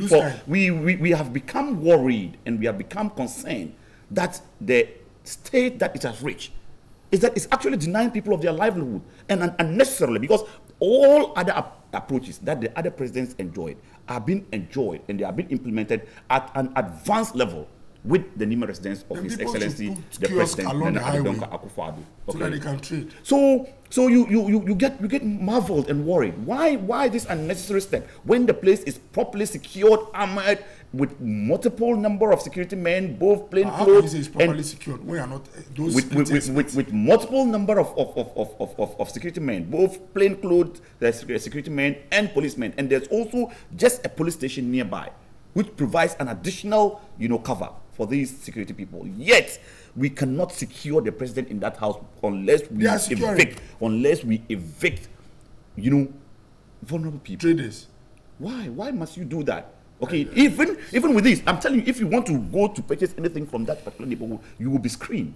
They do screen people. No, it's not true. No, they do screen because those who buy cocoa at the president house, all of them get screened before they buy their cocoa. I'm telling that you, is even those houses before and after are blocked, and nobody even. That is true, but the cocoa buyers don't get screened before they buy cocoa. No, if you screen, would you buy cocoa? I'm telling you that the basic point. Dr. Kuba, you allow him. Exactly. So the basic thing is that I think that have you bought cocoa in front of the president? There's a struggle to justify this insensitive action, and I'm appealing to my colleagues on the other side to take interest of the people, to review this particular matter, to passionately and objectively sit back. Sometimes when you take a move, for some particular reasons, you might not look at all the factors. And as I've said earlier, it is so with almost every policy of this government. You cannot find any analytic blueprint of any policy of government. And it's just the same with this one. But this one is serious. And so they can sit back and take a review of those issues and then make amends and then correct the problems so that we can move forward to ensure that these people do not suffer. Another matter that has been of concern to people is the the compensation that is being paid. How is it done? There are bodies in this country who are responsible for evaluating and assessing damages and recommending compensation. How was this done? We just heard that they dish out 3,000, 10,000 in an opaque manner. There's no transparency in the process. Speculations. We don't know. What is the source of this money? Is it state resources that is being used? What will the president pay for it? No, but even if the state pays, the president when we evict, I'm making those who sell around the I'm making a point. Don't we pay? No, I'm saying that. I'm saying that. If you would allow him to wrap, yes, but he had a short. No, I'm arguing. Supposed to react shortly.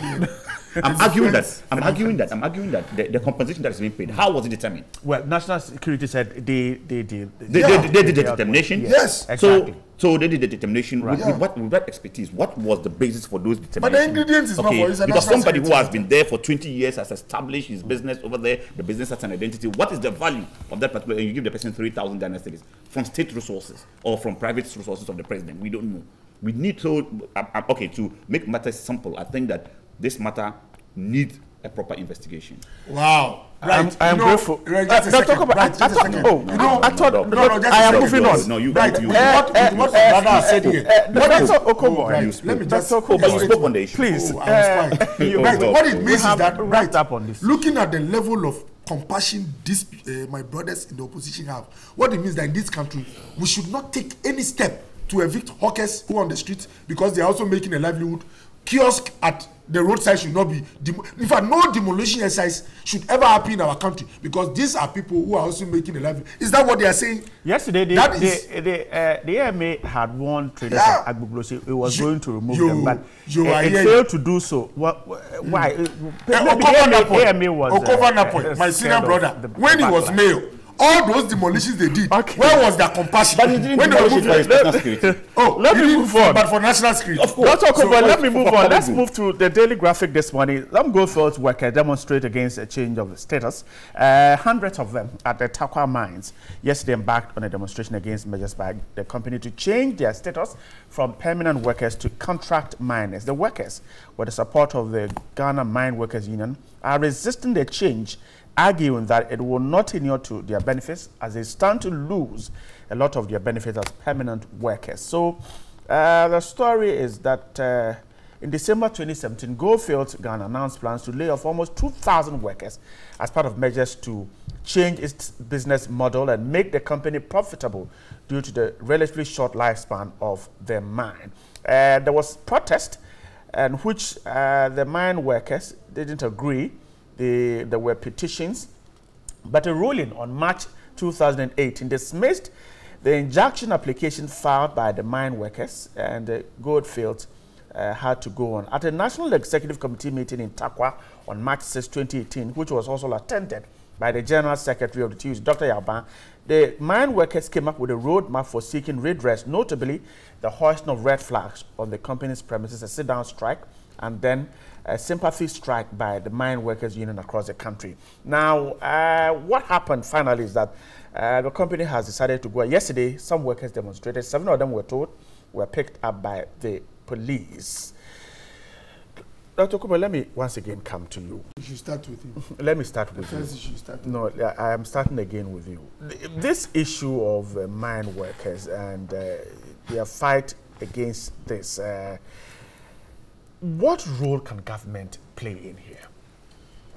You know, government is more or less the father for every citizen. And even when you have a private entity dealing with your citizens in a way which is even allowed, once it will put them in a difficult situation, or it will make life, let's say, as less convenient compared to when they were properly engaged.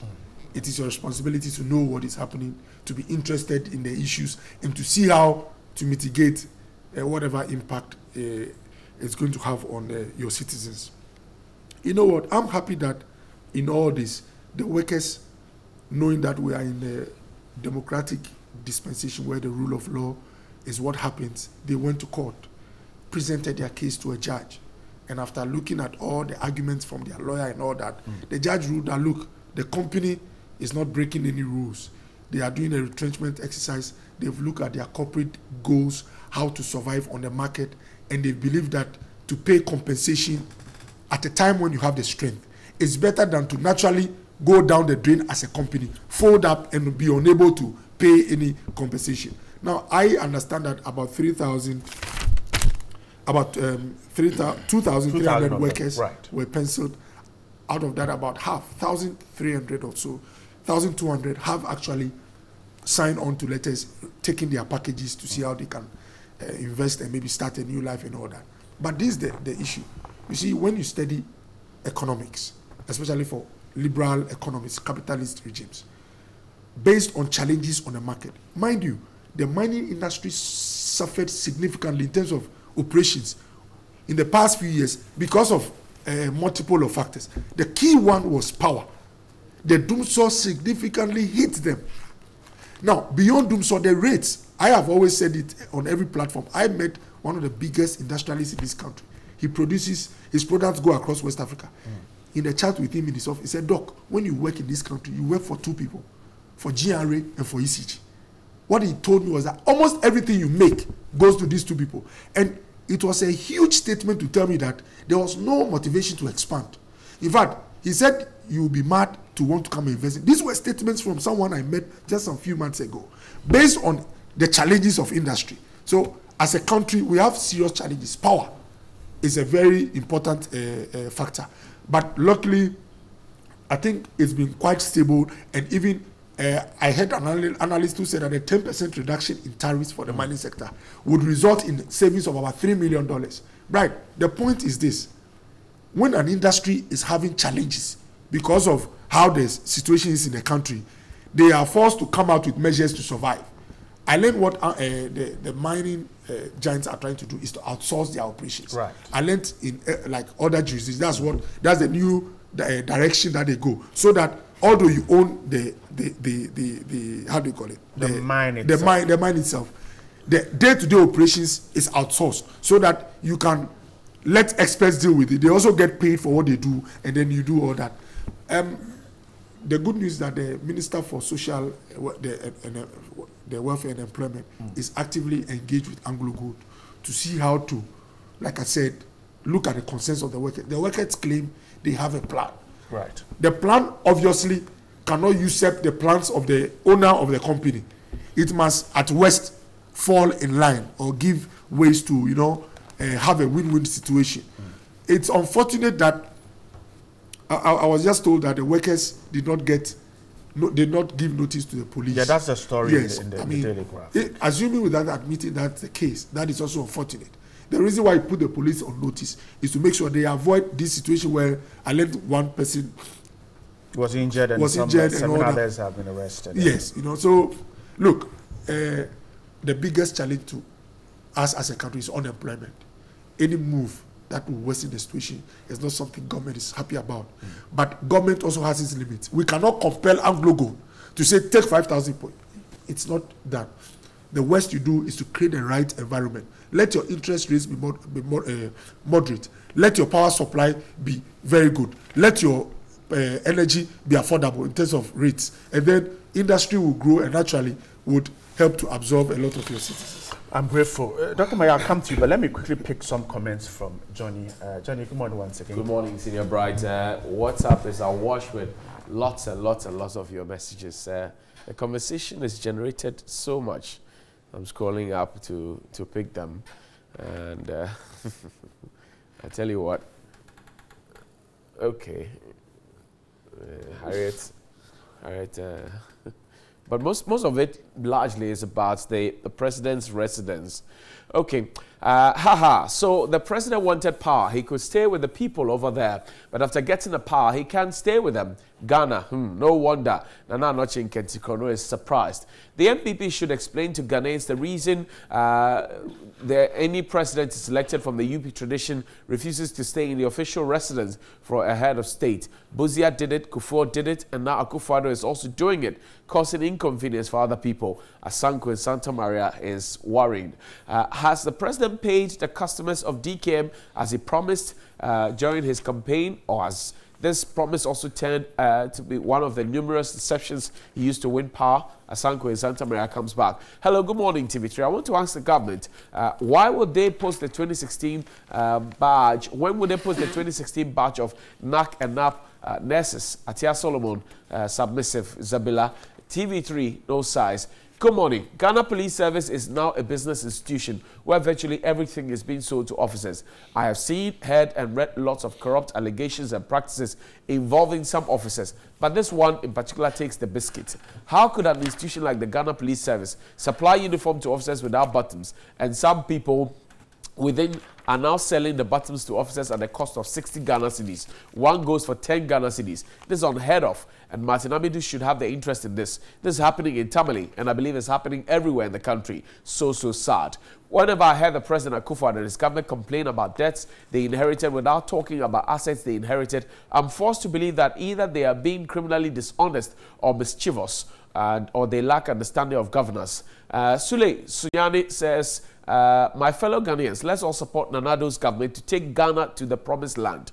8 years of NDC's government brought Ghana backward with bad economic growth, unemployment, poor health care, corruption, overpricing of projects, create loot and share among themselves, and poor education. Ghana is working again under the good leadership of Nana Addo Dankwa Akufo-Addo. You say so. Thank you. Greetings to you and your crew. Compensating the traders in front of the president's house is neither here nor there. The government of Ghana has pumped millions of cedis into building the presidential palace. That was by the Indian government, no? The Flagstaff House is fully furnished and security and everything is intact. So this president and the future president should learn to be modest, like the late President Atta Mills, because he he didn't want to disturb Ghanaians with vehicular traffic on a daily basis and also to waste fuel. So the moment he won as president, he moved from Regimano Estate to the Flagstaff House. The president should stop touring the whole world and think of Ghanaians. God save us. Mystic in the summer Nigeria. Come on, Senior Bright and the panelists. The issue about private universities collapsing in Ghana is an issue the universities management themselves should be blamed for. The amount of fees they charge is a bane to the poor Ghanaians, and therefore a lot of people cannot pay. Some of them charge around 7,000 to 10,000 per year. How do you expect parents to pay this for 4 years for a child to earn a first degree? Willie Morgan in Bolga is not happy. Come on, TV3 and the panel. Mr. President should change his mind. We can't be paying for Flagstaff House and security and at the same time his private residence security. Amuzu Solo, George, Volta region. A. Farouk in Tamale Fires says, good morning.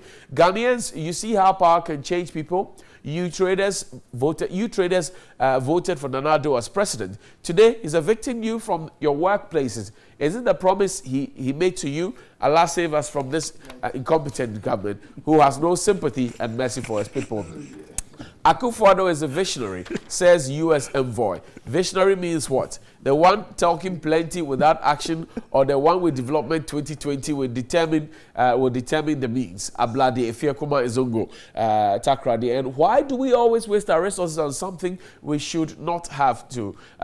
Please, Mr. President, what's the purpose of the Jubilee of Flagstaff House? And why did we rebuild it? Protect our resources, hashtag. And finally, the president is the #1 gentleman of the land. Hence, the security must be of utmost concern to everyone. One cannot even take a picture around the US Embassy in Ghana because they are security conscious. Let's respect authority. Regards, okay.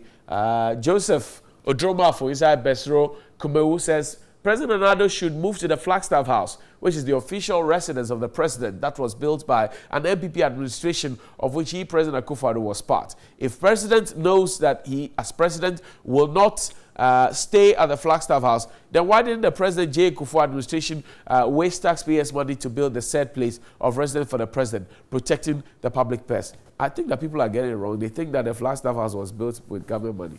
I think the Indians sponsored it, wasn't it? No, but that's government money. Yeah? That's government money. That's government money. Yes. Funded by the Indians, right? It was given but we're also told there was some mortgage or some cocoa in this facility. All these are speculations. There are speculations. There are lots. Okay. All right. Okay. Johnny, we're grateful. Dr. Mayor, please come in and then we can get ready. Yes. So on the issue of Goldfields, I would be quite brief on this subject matter because it's a straightforward thing.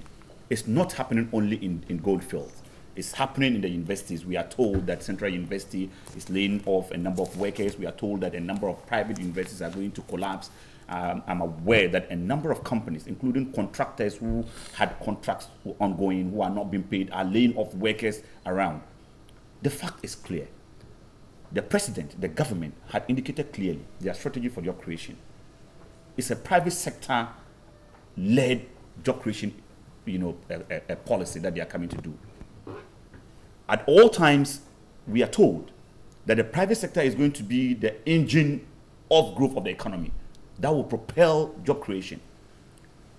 At the same time, we are having reports of persistent layoffs by private companies.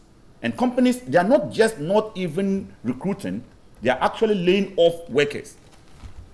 And it is again a call to action by the government and the president and all those who are concerned, especially parliamentarians, to really call everybody to order that we are not getting things right.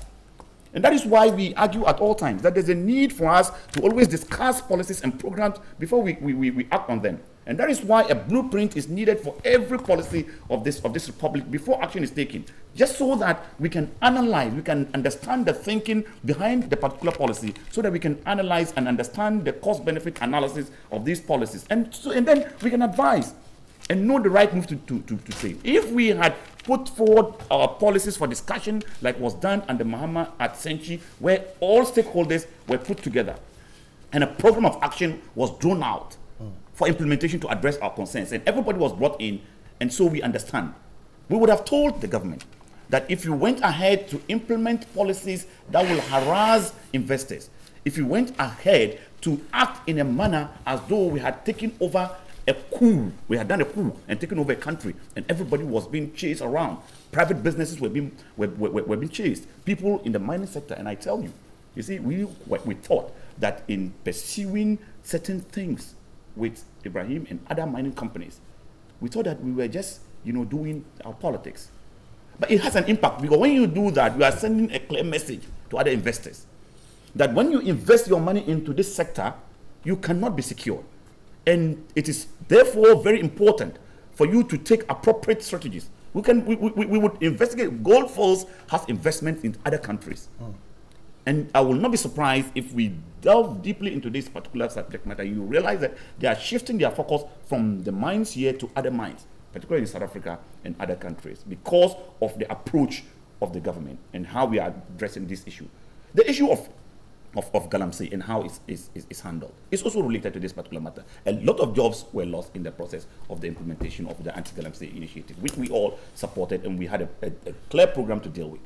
And we argued that the Galamsey people destroyed a number of things, and even these companies, including Gold Fields and other well-to-do and established mining firms, had proposals of how to deal with the Galamsey miners that will create jobs without necessarily throwing people out. And the argument is clear. They say that with the crude method that the Galamsey guys use to exploit the natural resources, they leave out a lot of gold in the tailings. And big mining companies, including Gold Fields, do have equipment and capacity to actually take these tailings and reprocess them and get gold out of it. In doing so, they engage the Galamseyers in the process, and they do reclamation as they move on. The government says no, nobody should discuss any policy. There's no policy. Bam, action. Start chasing people, move people around. We're going to take action, arrest, prosecute, jail. Why? Okay, so when you do all these things, you get to this particular stage. When you get to this stage, again, if you were discussing this thing, you would have known that you get to this. And when you get to that stage, what do? Today, close to 2,000 workers are being laid off. It's about livelihood. As social democrats, we are concerned about the workforce. And we solidarize with the unions. And we solidarize with Gold Fields Workers Union. And we solidarize with the Trade Union Congress on this particular subject matter. And our group will have a thorough discussion on the subject matter and to make proposals as to how this issue can be addressed. It can be addressed with seriousness, with stakeholder discussions. And at the right time, proposals will come up as to how these people can be engaged. And Gold Fields might not necessarily have to lay them off just the way they want to do. There could be a strategic way of doing it and to ensure that everybody is properly taken care of within the framework of the Labour Act of the Republic of Ghana. I'm grateful. Right. I'm grateful. Before the coming of this government, Obuasi was a ghost town.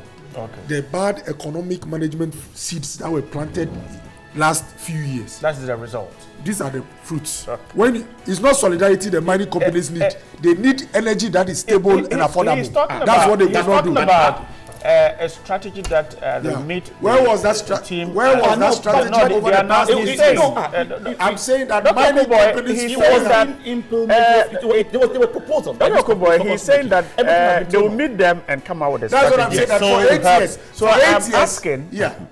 For 8 years, mining companies were folding up. But the problem we have on our hand is the 2,000 people. That's what I'm asking. If there's also a plan by government. Let me show you only 2 measures. One, like I said, power, energy, and the cost of energy. But we dealt with the power matter. Where I'm coming. It's key to the survival. The Doomsaw hit hard the mining industry.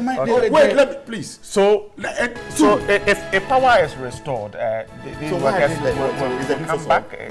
But you think this decision was taken or decided on a few months ago? It's been years of what they've experienced under the former government. Why didn't they do it? They wanted you to give them power. You were giving them solidarity. To conclude on this, they wanted energy. You were giving them solidarity. I want to use the opportunity to say good morning to the University of Education campus.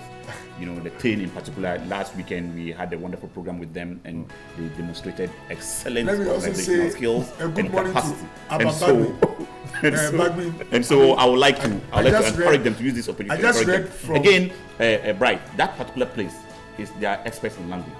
Oh yeah. Yes, and it's like attention is not being focused on that. So we this government member of parliament for the past 8 years to make a case Because For the past 8 years. even their All right. postings, All right, gentlemen, I'm postings, grateful. they are the teachers I'm of grateful. trainers of trainers. Okay. The mining companies want MPs, Dr. the Zachariah government Maria is a is member of the challenge. NDC's communication team. Essentially. Dr. Bernardo Kuboy is a member of parliament for the Lejokubu constituency, a member of the NPP. You send in your comment, we're grateful. We'll read the rest when we're back. Stay with us. And that's Ebony. She's gone. She'll be laid to rest later this month. Away from that, let's talk about Ghana's population that's shooting up. We woke up to news over the weekend and on Monday that we've gone to some 29.6 million. Is that shocking? Is that alarming? Are we prepared? Let's have a chat with Dr. Letitia Pia. She's Executive Director of the National Population Council, as well as the Chief Statistician at the Statistical Service, Dr. David Combat. Ladies and gentlemen, welcome. Good morning. Thank you. And how are we doing? We are doing well. 29.6 million. Is it alarming? Are we ready? Doc, let me start with you. Let me correction, Mr. Mr. Okay, Sure. so David Combat. We just didn't jump from 24.6 Right. to 2010 to 29.6. We grow by the day. Right. And so we just threw out this figure there so that people would not continue to use our 24.6 as in 2010 right. in their planning. And so we just didn't jump here. The growth rate as recorded in 2010 was 2.5% per annum. Right. So by the day we have been growing, you know. It is not alarming as such, but if you look at the structure of the population, as recorded in 2010, which indicated that about 38.3% of the population was below the age of 15. Right. That meant that the dependency ratio translates to a very high dependency ratio. And that's the challenge we have. It means that it's not going to a few people working, taking care of a lot. You don't have enough to save, you know, for any investment. People are finishing school, they need jobs. We have to create more schools. We have to increase our hospitals and the rest of them. And so that is the challenge. It is not that in terms of our land area. You go to some parts of this country, and the land is vast, and we have a lot of. If we can harness this for our development, a population of 29.6 million is not too much. Dr. Pia, are we ready for the numbers that are booming? Are we ready? Well, for population, it's not really about the numbers, as Mr. Combat said. It's about the structure, and it's about the growth rate. Do we have the structure? Well, the structures, yes, we have, but is it what we want? You know, because we have to set standards for everything. Okay, so let's look at the demographic dividends, for example, the bits and pieces that make up the structure. What does it look like? All right, now what is a demographic dividend? Dividend is a bonus. Right, it's a bonus when you invest in something. Then you have a bonus from it. I have some graphs I would want to show so that we can, since we keep comparing ourselves with Malaysia, I have Malaysia and Ghana data here for us to see. So you can show it, and then I'll speak to it. Okay, let's see if we can get a focus of it. Yeah. So this is the trend in total fertility in Malaysia, you understand, from the 1960s to 2011. In the 1960s, they also had the total fertility rate of 6, just as we did. You know, that is for Ghana. So we both had 6 total fertility rates, but then, as you can see, Malaysia is gradually decreasing. And what it means is that from 6 children per woman to 4 children per woman in the 70s. It means that, yes, the government will spend less on education, will spend less on healthcare, will spend less on electricity, will spend less on water, will spend less because in clearing the garbage that they produce.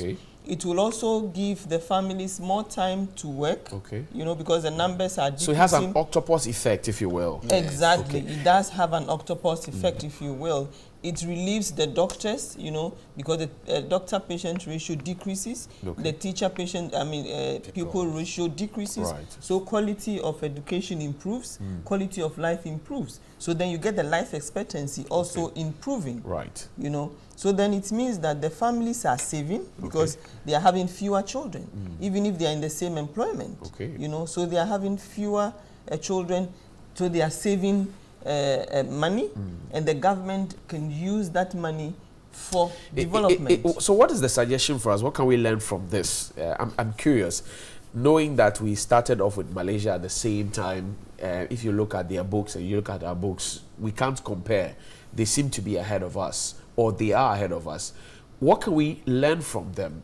Are we going to advise people to start having fewer children? Are we going to start talking about quality education, healthcare? What is it? What do we need to do to get the structure right? Well, you see, as you can see, they realize that at this total fertility rate of 6, it's extremely difficult to have a quality of life. Right. Because the people taking care of these 6 children are the same people who are supposed to be working. Right. To take care of them. You know, and we all have 24 hours in a day. Okay. So how many hours would you have to take care of 6 children and get an education, get skills, and work to take care of them? Right. But then if you decrease it, then it is easier for you to take care of 2 children and educate yourself, get some skill to contribute to national development. In a society where people think that, well, children are a blessing from God, and the more you have them, the more flourished you are, will it be easy to drum this idea home? Let me take that. Yes. You see, when you say children are blessings, they are indeed blessings. Right. But when you have 10 children and you have 2 balls of kinky, and some of them cannot get to eat, are you... Somebody will say, we'll mash the kinky. You mash the kinky too. It's not just enough. Right. And some of them cannot go to school. You can't afford to pay their fees. Right. And even in the night, you have problems finding them sleeping places. And if they are out of the house, you are happy. Because the man is there with the wife. Sometimes they have to make love. Right. With all these children, some of them are of age, still staying with their parents. So yes, it's a blessing, but it has to be used, or it has to be managed properly so that it is actually a blessing. Doc, you're with the Statistical Service. Yes. Now, let's look at our national assets, the resources available to us. Yes. Is it commensurate with this figure as we're seeing it now? Because the state has to protect its people and provide for them. Okay. Is it commensurate? I would say yes and no. Yes, because the resources exist. But no, because we have not been able to harness it in a way that makes us use it. For example, take land. If, for example, Israel gets the type of land we have between, say, Yape and Bupe, it is going to be a blessing. Right. It's going to be, they're going to translate it into, you know, something that can engage people and get people working and the rest of them. But currently, we are not able to do that. Okay. So in the circumstance, we just have to manage with what we have. Right. And it's based on that we think that the figures that we are seeing, you know, it has to be managed.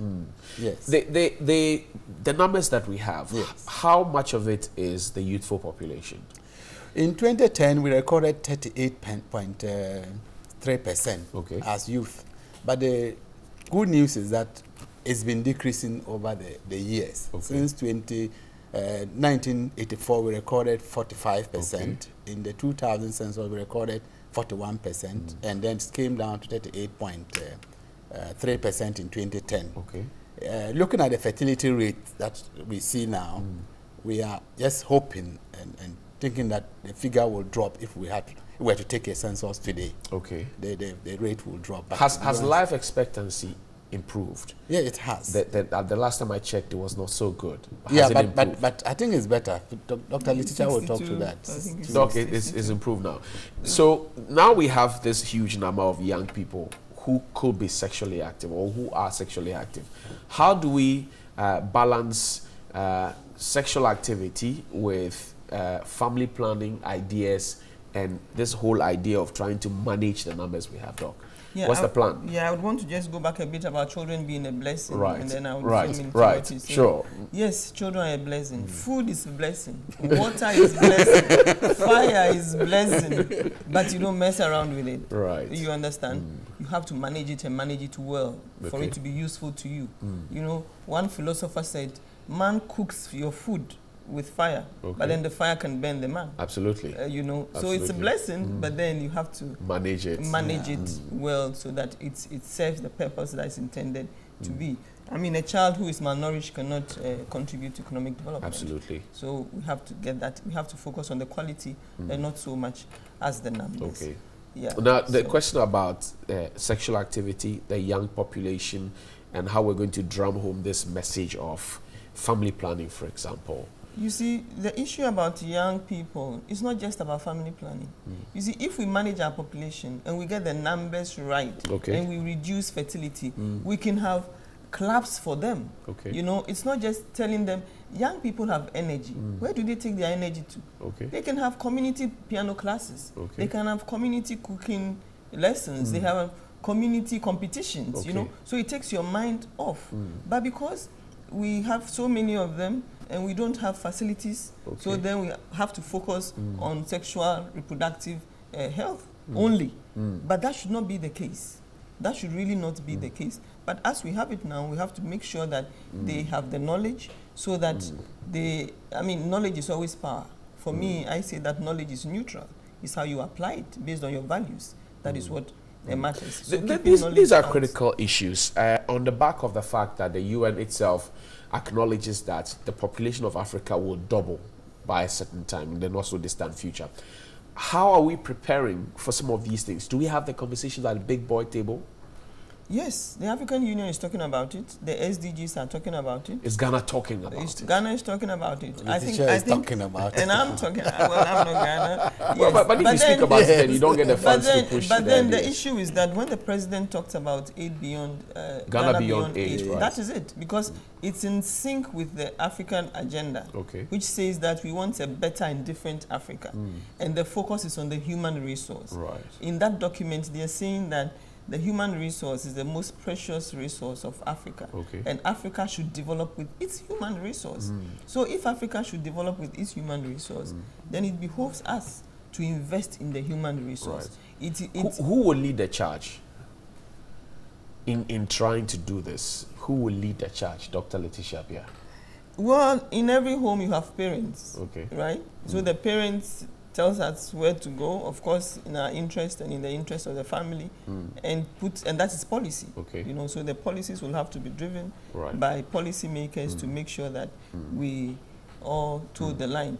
As a doctor, some years back, the government was giving us if you imported a car, they gave you a rebate. You know, and they have specifications for the car, so you can't bring a V8 and a rebate. That's right. You understand? So you have to set standards, parameters right. You need a car.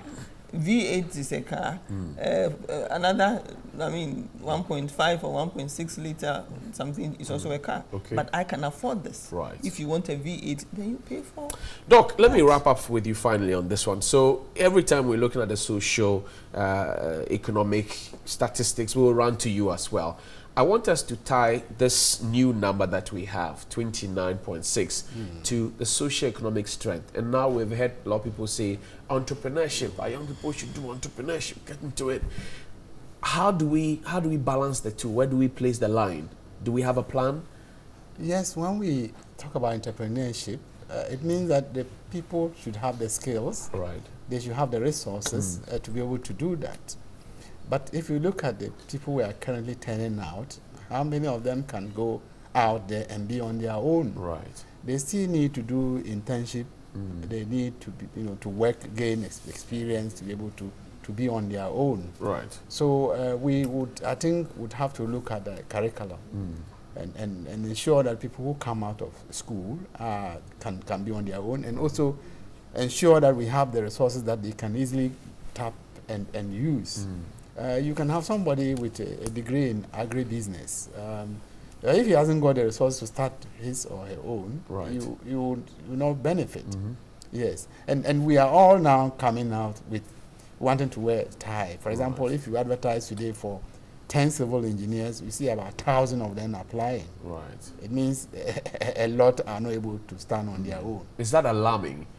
Per the statistics you have, is it alarming for us as a country? It is. For example, if you look at what has happened recently, you just heard about immigration service trying to recruit 84,000 people applied, and a few are to be selected.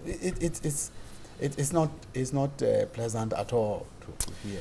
Thank you very much, Dr. Letitia Pia. This is all time will allow us, Executive Director of the National Population Council, my guest. Thank you very much, Doc. And your advice is very well taken. I'm sure the duty bearers are watching and listening. They should act quickly. And Mr. Combat, I thank you also, Chief Statistician at the Ghana Statistical Service. Gentleman, lady, grateful for your time.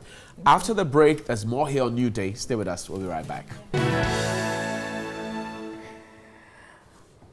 Welcome back. You're still here on TV3's New Day. For those of you who are adding on to the population, just be considerate because the resources seem to be running out. No. But Johnny, well, yes, don't speak against the Bible. Oh no, it's oh not no, about the Bible. I said be considerate. I didn't say they shouldn't add, but be considerate. You know, some people give birth to about 12 and they can't even take care of one. That was what Mr. Combat was saying. Exactly. I think that is children unfair. are a blessing, but we need to. If our dependency rate is 76%, it's alarming. It is. It is alarming. And see, we must not kid ourselves. And when God said, I mean, he allowed also to have, the resources available. And so you should make sure that the number of children you have is commensurate to your immediate resources before you even think of the one that the government is providing for you, the social amenities. I think that it is society that has made a system or that has changed the system. It is not the individuals. So, really? Yeah, I mean, look, this...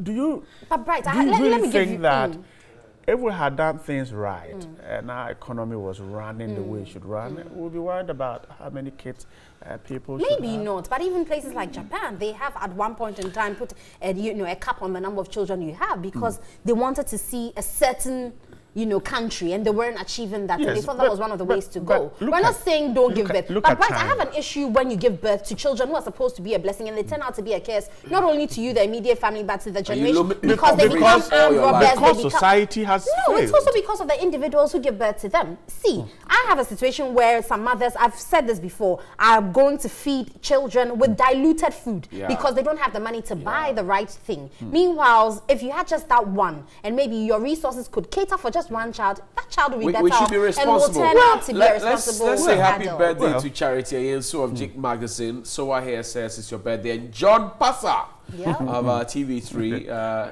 don't know. John Passa, what nationality is he? Is he Ghanaian or is he Russian? Disappointed Lebanese. We're not too sure because he looks too fair, fairer than all the white people we know around here. John Passa, happy birthday to you. And am I going to say something? He's a disappointed Lebanese, so he doesn't really know where he belongs. Whether okay, but Ghana has accepted him. No, we have not. Okay. He's an illegal immigrant, except that I don't want to report him to the police. So I know that Dr. Wejowa likes to cook. And this is something I found on social media, that when a man drops 300 naira for his wife to prepare rice and chicken, now you know 1 naira, 3 naira will be like 3 cedis, 70 pesos. Okay, so the woman cooks the rice and then draws the chicken with pen and paper and drops it. So that's rice and chicken. Oh goodness. That's mean. Oh no, but at least, so where's the stew? Because she's just giving him whole chicken. What happens to the stew or pepper or something? But the chicken is spiced. It's spicy chicken. So it's spicy chicken. Maybe it's the... So he takes one spoon. Mianebo chicken. Mianebo chicken. So when you squeeze it, something will come out. So he takes 1 spoon of rice and he'll chew the pepper chicken. No, but it's your choice. You have 3 full chickens. So how you eat it is your problem. Yeah. Next time when you are going, you think twice. You think twice before you drop whatever you have. 3 cedis, 70 pesos. It can. But that caters for people in the prisons, even less than that. 1 to the 80 pesos. They get 3 meals a day. But that's the kind of meal that... Yeah, we are magicians. We make things work. But you can cook rice and chicken with 3 cedis up north. Because I'd rather do Gary with the margarine, small tilapia. The margarine tin is about 1 cedi 20 pesos. Yeah. Okay, that's a recall, right? Okay, and so maybe you find a way around to do this. This. Buy 1 cedi beef. You look sharp. You look sharp. Look sharp. You beg for pepper for it. You know, like Papa, you arrange yourself. It works. Anyway, guys, thanks for joining us today. We'll see you same time. Tomorrow will be midweek. It will be Wednesday. So go out there and do your best. Shine in your little corner. Make Ghana a great country. See you. It's a lonely night. I'm yearning for your love. Get on la la ne, baby, sing it. Baby, sick of you, where right away. We go fly around the world with a shinging. All for you. baby, take come. Yeah, my song, baby, sing it. Baby, sick of you, where I write down. We could fly around the world with a shingle. Baby, all for you,